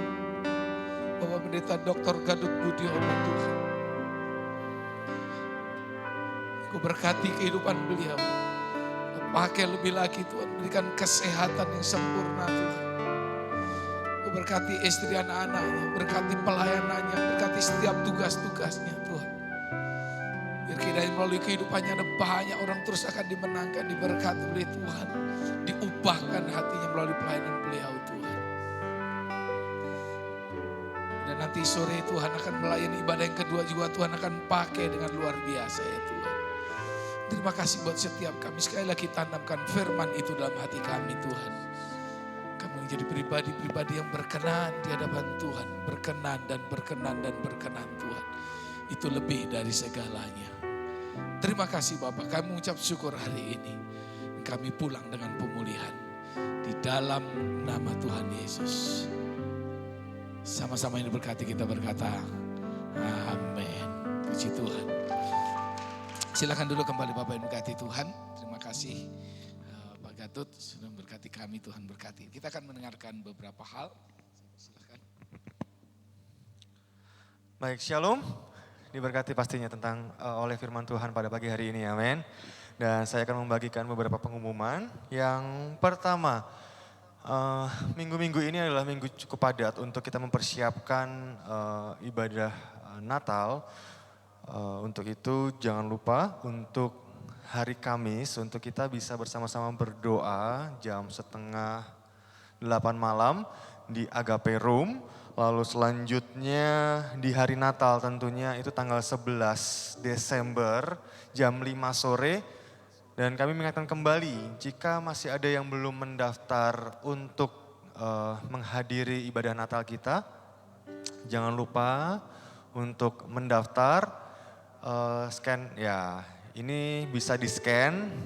Jika minggu lalu ada yang masih belum sempat untuk scan, dapat di-scan dan mendaftar. Semuanya harus mendaftar mulai dari yang dewasa sampai anak kecil bahkan baby juga didaftarkan per orang per akun gitu ya. Jadi satu akun bisa mengisi keluarganya masing-masing tetapi satu orang tidak bisa mewakili keluarga seperti itu. Jadi silakan di-scan sambil saya akan mengumumkan pengumuman selanjutnya. Lalu baptisan pendaftaran terakhir adalah minggu ini.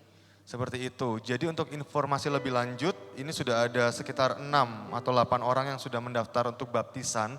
Nanti akan diinformasi oleh Pastor Leon dan Pastor Rickson. Untuk informasi lebih lanjutnya akan dibuat WhatsApp group. Seperti itu.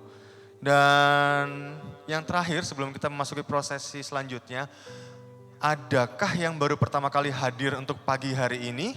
Jika ada, bolehkah saya melihat tangan yang terangkat? 1, 2, 3. Haleluya, selamat datang. Welcome to HCS Family. Anda bukan orang asing, adalah keluarga di tempat ini. Untuk itu izinkan nanti Asher akan mendatangi saudara untuk kita boleh sama-sama terkoneksi. Baik. Dan hari ini tadi yang seperti disampaikan adalah kita sedang merayakan Harnas Kaum Pria GSJA. Dan untuk itu nanti akan ada beberapa hal yang akan luar biasa kita saksikan bersama-sama. Dan untuk itu Bersama-sama kita akan melihat video dari kaum pria. Jadi izinkan kami jika mungkin kami kurang sempurna. Dari kami kaum pria, tidak seperti kaum wanita yang setiap Selasa penuh antusias dan semangat. Puluhan kaum wanita yang penuh semangat hadir di persekutuan kaum pria. Nah untuk itu ini menjadi doa, kaum wanita ya, kaum wanita. Ya saya cuma ngetes aja sama seperti Pastor Gatot tadi ya. Jadi ini menjadi doa kita bersama-sama supaya nanti ke depannya kaum pria semakin banyak sekali ibadah, ada bangga gitu, puluhan gitu ya, 40. Ada amin kaum pria? Yang pria angkat tangannya? Ya, haleluya. Oke, sama-sama kita akan saksikan video dari kaum pria.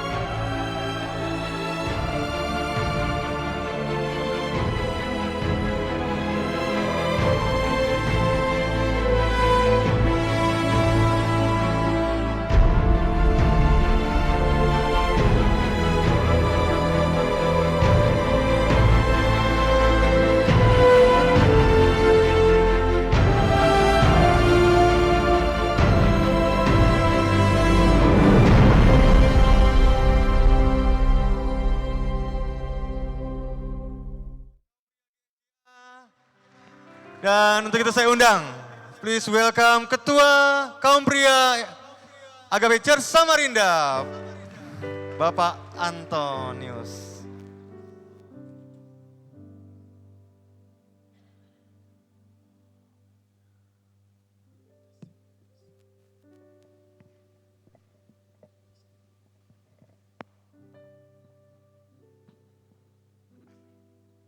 Baik, shalom. Ada dua hal yang mesti saya sampaikan untuk pagi yang indah ini. Yang pertama, sungguh sukacita besar. Karena hari ini kita dapat menyelenggarakan satu peristiwa yang menurut saya, bagi saya pribadi terutama, sungguh mengubahkan hidup saya. Untuk itu saya mengucapkan banyak terima kasih untuk Dr. Gatot Budiono, juga Pak Gembala Samuel Darmanto. Saya mesti cerita sedikit ya. Saya sebetulnya paling jarang tersentuh, saudara. Saya mesti ngomong ini apa adanya. Artinya ini hal yang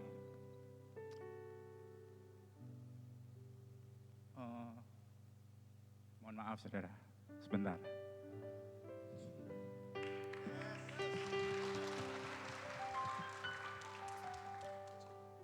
Ya, makasih. Pak, saya kalau di hadapan mimbar agak grogi, Pak. Benar kata Pak Gatot tadi. Bisa saya taruh Indomie, Pak, di sini, Pak. Saya takut sama mimbar, Pak. Sebentar, saudara. Jadi satu hal yang mesti saya sampaikan,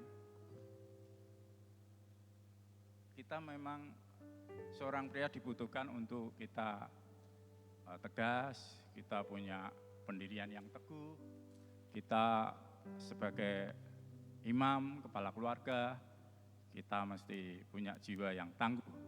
Tapi ada sisi lain, saudara, yang saya mesti belajar, yaitu masalah kelembutan. Itu yang belum saya punya, saudara. Itu yang belum saya punya. Makanya ini hari yang menurut saya hari yang penuh dengan sukacita, damai sejahtera untuk kaum pria terutama. Karena kita diingatkan, saudara, kita diingatkan untuk kita menjadi lembut hatinya. Itu bukan hal yang gampang, saudara. Bagi kaum pria itu sungguh sulit, saudara. Mungkin bagi wanita itu hal yang biasa, gampang, mungkin sudah sehari-hari, sudah hafal, saudara, tentang masalah kelembutan ini. Tapi bagi kaum pria ini sungguh berat, karena kita mesti mengorbankan segala sesuatunya. Ego kita, terutama untuk kita punya pendirian, kita mesti mempertahankan pendirian itu. Kita tidak mau dianggap cengeng, kita tidak mau dianggap pria yang lemah, dan lain sebagainya. Ini sungguh sulit bagi saya. Dan yang tadi ada dua hal ya yang mesti saya sampaikan. Saya mengucapkan juga terima kasih untuk rekan-rekan yang telah bekerja keras untuk acara Harnas ini berlangsung dengan baik. Saya mengucapkan terima kasih untuk semuanya. Kemudian ada hal yang kedua adalah harapan, saudara. Apa itu harapan? Harapan kita kaum pria, saudara. Untuk kita serius ini, menjadi kaum pria itu perlu serius ternyata. Karena apa, saudara? Kalau kita tidak serius jadi kaum pria, maka rumah tangga kita akan nggak serius juga. Rumah tangga kita akan roboh, saudara. Untuk itu kita perlu keteguhan hati, kita perlu konsistensi, kita perlu berubah untuk kita menjadi pria-pria berintegritas, saudara.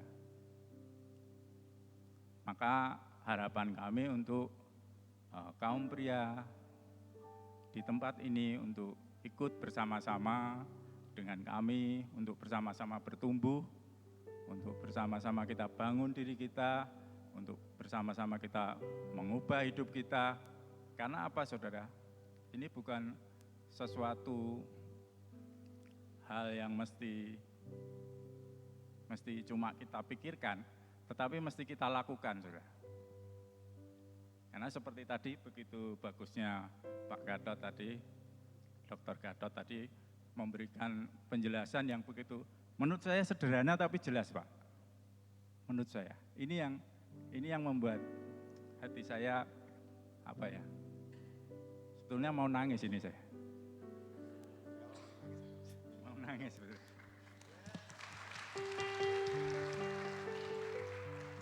Serius ini luar biasa. Dr. Gatot ini begitu simple tapi mengena, Pak. Simple tapi mengena. Artinya begitu jelasnya. Ada contoh-contoh yang begitu luar biasa. Dan mari saudara-saudara, terutama kaum pria, untuk kita bersama-sama mengikuti setiap kegiatan kaum pria. Ini sungguh bermanfaat bagi kita. Ini yang mesti kita lakukan, saudara. Jadi sekali lagi selamat untuk kaum pria dalam Harnas ini.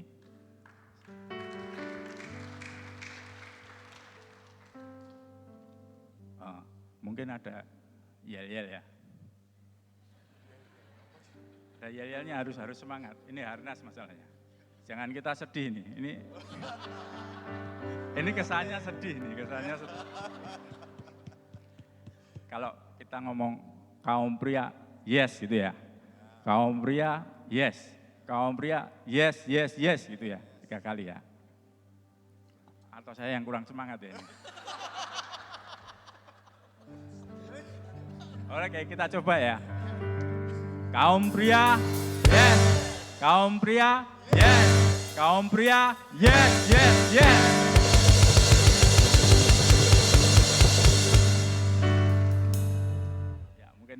masih terbawa kesedihan ya. Tapi lupakanlah. Kita mau bersuka cita hari ini. Kita mau mengucapkan terima kasih yang banyak untuk saudara-saudara semua, untuk para jemaat. Saya mengucapkan banyak terima kasih untuk semuanya. Acara ini berlangsung dengan baik. Kemudian ini bukan yang kedua berarti, ini ketiga Pak. Ini ketiga berarti. Sebagai ungkapan kasih kita, maka kaum pria memberikan tanda kasih kepada Dr. Gatot Budiono. Saya perkenankan Bapak untuk naik Pak. Bersama Bapak Gembala, Pak Samuel Darmanto.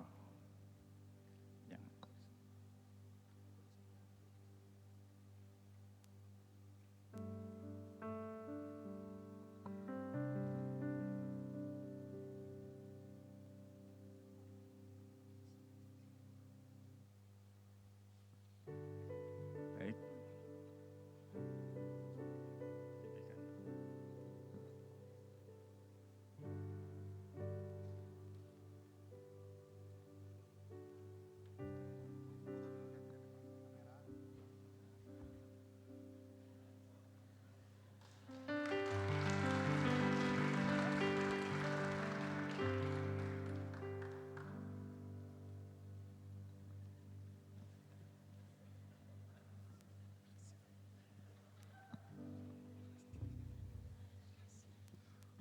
Baik, terima kasih, sungguh luar biasa sekali. Sekali lagi berikan aplaus yang paling meriah buat Bapak Anton, sungguh hatinya lembut sekali ternyata. Tapi sungguh Bapak Ibu jemaat terkasih, saya sebagai anak mewakili anak itu butuh ayah. Beberapa waktu yang lalu saya sempat sharing dengan seseorang, pria juga di salah satu kafe di dekat sini. Tentang ada yang konseling tentang ayah bagaimana. Dan saya menceritakan apa yang saya alami, bagaimana saya akhirnya kehilangan ayah saya, papa saya 1 tahun yang lalu karena COVID. Kami sama-sama menangis di kafe itu, menceritakan kebaikan Tuhan. Mungkin seorang ayah, papa saya dulu nggak pernah mukul, cuman marah ya. Marino gini. Tesar ya, kalau saya di rumah panggilnya Tesar, begini. Tetapi itu yang saya rindukan, yang saya kangenkan. Sosok ayah itu menjadi teladan. Jadi saya sebagai anak mau menyampaikan kepada ayah-ayah, papa-papa, ayo ayah, papa, dedi yang mungkin jauh hubungannya dengan anak, ayo peluk kembali anaknya, rangkul kembali, kasih-kasih yang mungkin jarang pulang atau pulangnya larut yang harusnya langsung pulang, nggak pulang-pulang. Ayo, ada anak yang menanti yang membutuhkan kasih figur seorang ayah. Dan itu yang saya dapatkan di ayah saya, bagaimana dia mengasihi mama saya, bagaimana dia begitu mengasihi anaknya, berkorban. Dan ketika saya dulu telepon ke papa, saya nangis, gini ya rasanya jadi papa ya, saya nangis. Berat ya Pak, terus bilang maaf ya kalau dulu saya sebagai anak itu kurang ajar, nggak sopan, suka melawan orang tua. Saya minta maaf ke papa saya, maaf ya ternyata susah ya jadi papa, tapi terima kasih sudah mengajarkan.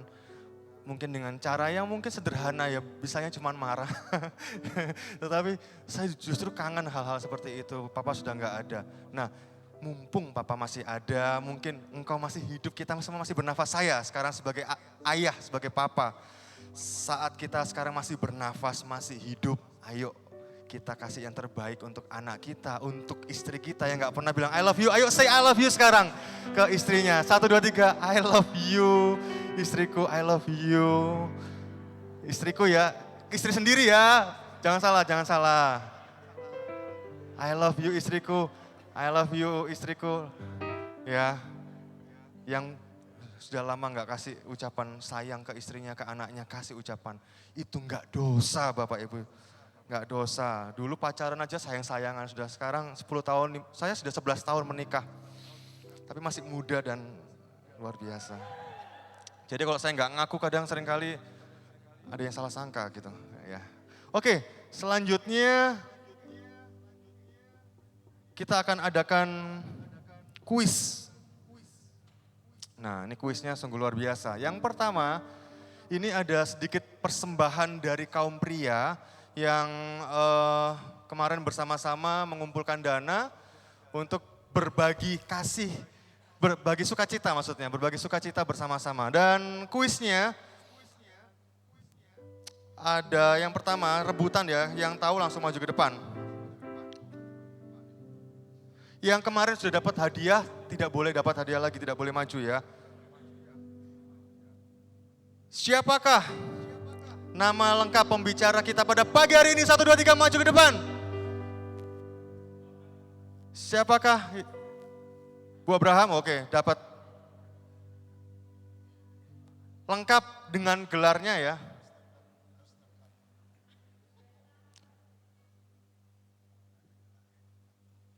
Pendeta Dr. Gatot Budiono. Bagaimana Bapak? Oh betul sekali, ya. Oke, di notis ya, dicatat dulu, oke. Baik, pertanyaan kedua. Oh, pertanyaan kedua berupa ini, oke, ini ya.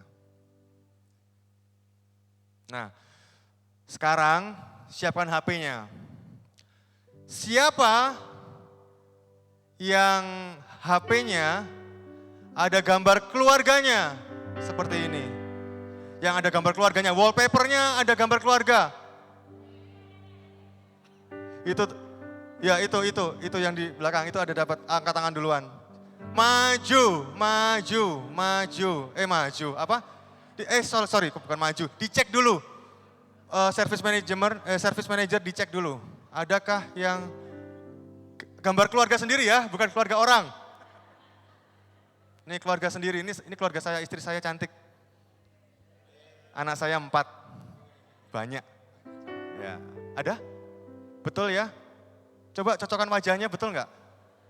Betul, kok Alex? Bersuara dong.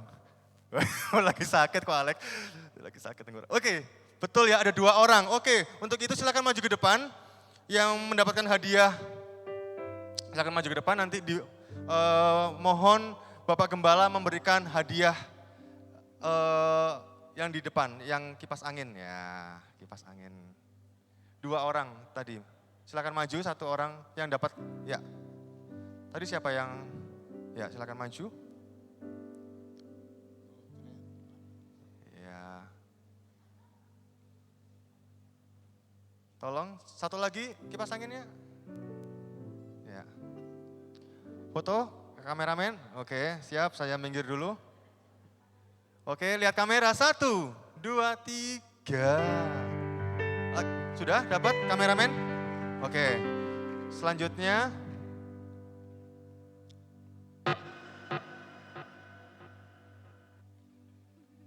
Lihat kamera, 1, 2, 3. Dan yang terakhir ada sekitar kalau nggak salah 6 hadiah lagi.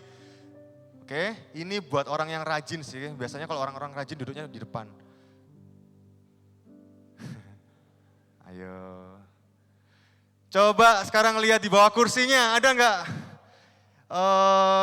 kertas tulisan Anda selamat, Anda beruntung. Yang ada bisa lihat, maju ke depan.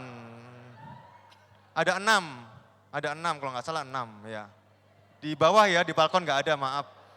Di bawah, langsung maju. Dicek, betul nggak? Ya, baris.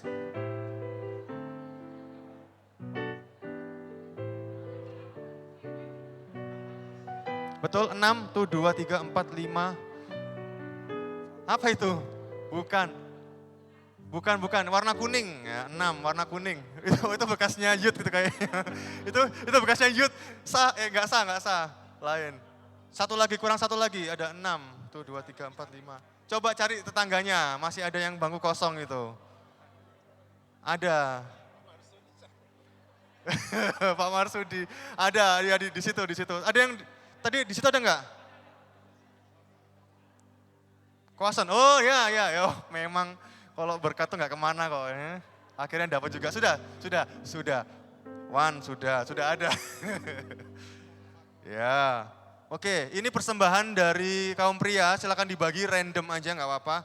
Karena sisanya untuk nanti sore dibagi-bagi. Ya, silakan untuk yang memberikan Bapak Anton sebagai ketua kaum pria. Ya, ini ada jar untuk minyak. Ini memang pas lagi cewek-cewek semua. Memang ini persembahan dari kaum pria ya supaya di rumah bisa memasakkan bekal, itu ada tempat bekal. Nah, memang tujuannya supaya nggak jajan di luar, ya. Foto bersama, ya. 1, 2, 3.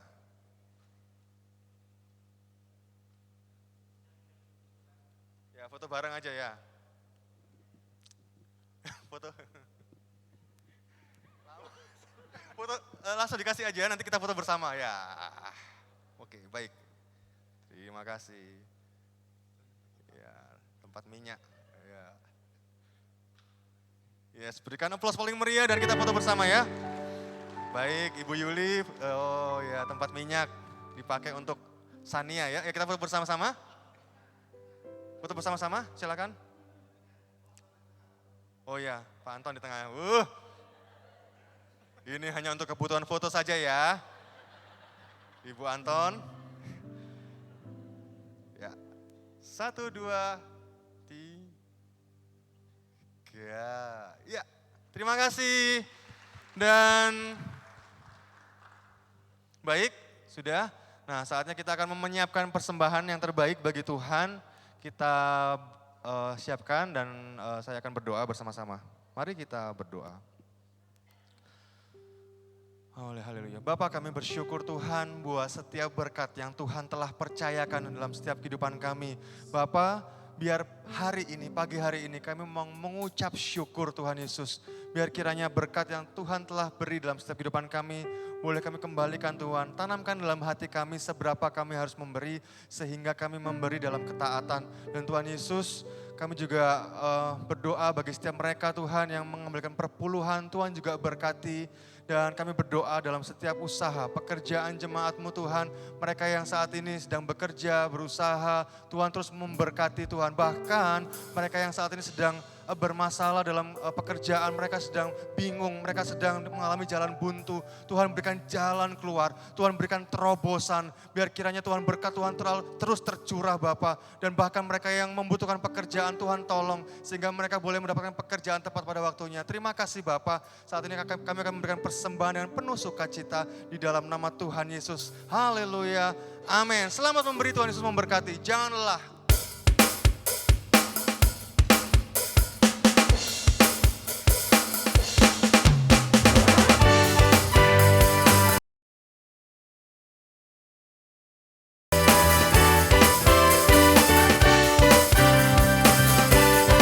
Yang sudah memberikan persembahan bisa bangkit berdiri.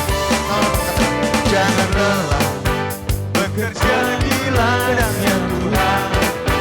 Roh Kudus yang beri kekuatan, yang mengajar dan menopang.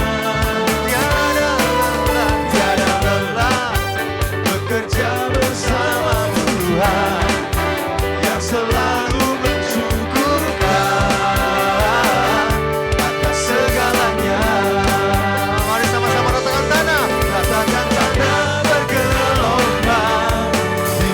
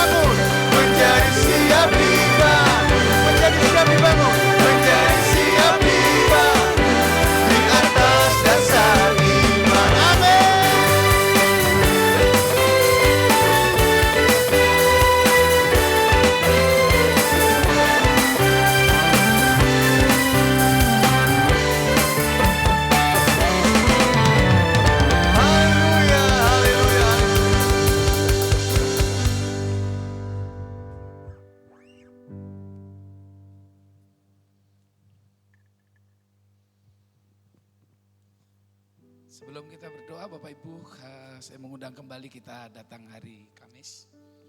Sudah tadi ya? Sudah ya? Oke. Hari Kamis kita akan ada kebaktian doa dan saya undang lebih banyak lagi yang datang berdoa. Dan Tuhan melawat kita. Amin. Mari kita akan mengakhiri dengan doa di hadapan Tuhan. Bapa, kami bersyukur dan berterima kasih atas anugerah dan kebaikan-Mu dalam kehidupan kami. Karena hari ini Engkau berkenan melawat kami, memberkati kami ya Tuhan. Dan berdoa setiap umat Tuhan yang datang, Tuhan dengan kelemahan pulang dengan kekuatan baru. Yang datang dengan sakit penyakit pulang dengan kesembuhan. Yang datang dengan stres, tekanan Tuhan, kebingungan, kekhawatiran. Pulang dengan kemenangan yang datang dari Tuhan. Kau memberkati setiap kami, setiap pelayan-pelayan Tuhan. Berkati kaum pria, secara khusus berdoa buat semua kaum pria yang ada di Agape Church Samarinda. Tuhan, Engkau akan membangkitkan kaum pria Agape Samarinda untuk mereka menjadi pemimpin yang terdepan.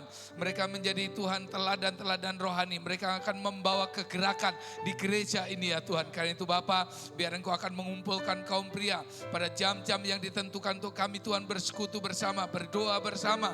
Tuhan membawa api bagi kemuliaan Tuhan di gereja-Mu di tempat ini ya Tuhan. Berkati Tuhan untuk ibadah kami sebentar sore Tuhan jam 5. Juga berkati ibadah sekolah minggu. Kami menyerahkan semua dalam tangan pimpinan-Mu, kuasa dan penyertaan-Mu nyata atas kehidupan kami. Mari kita angkat kedua tangan kita kepada Tuhan. Bapa kami yang di surga, dikuduskanlah nama-Mu. Datanglah kerajaan-Mu, jadilah kehendak-Mu di bumi seperti di surga. Berikanlah kami pada hari ini makan kami yang secukupnya. Dan ampunilah kami akan kesalahan kami seperti kami juga mengampuni orang yang bersalah kepada kami. Dan janganlah membawa kami ke dalam pencobaan, tapi lepaskanlah kami daripada yang jahat. Karena Engkau yang punya kerajaan dan kuasa dan kemuliaan sampai selama-lamanya. Akhirnya kekasih Tuhan hari ini, pulanglah Engkau dengan berkat yang melimpah dari surga atas setiap kehidupan kita, yaitu damai sejahtera dan pemeliharaan dari Allah Bapa di surga. Cinta, kasih sayang dan keselamatan kekal dari Tuhan kita Yesus Kristus, persekutuan, penghiburan, kekuatan dari Allah Roh Kudus menyertai hidup kita mulai hari ini sampai selama-lamanya. Pulanglah, Tuhan memberkati, dan sama-sama yang diberkati kita berkata Amin. Selamat hari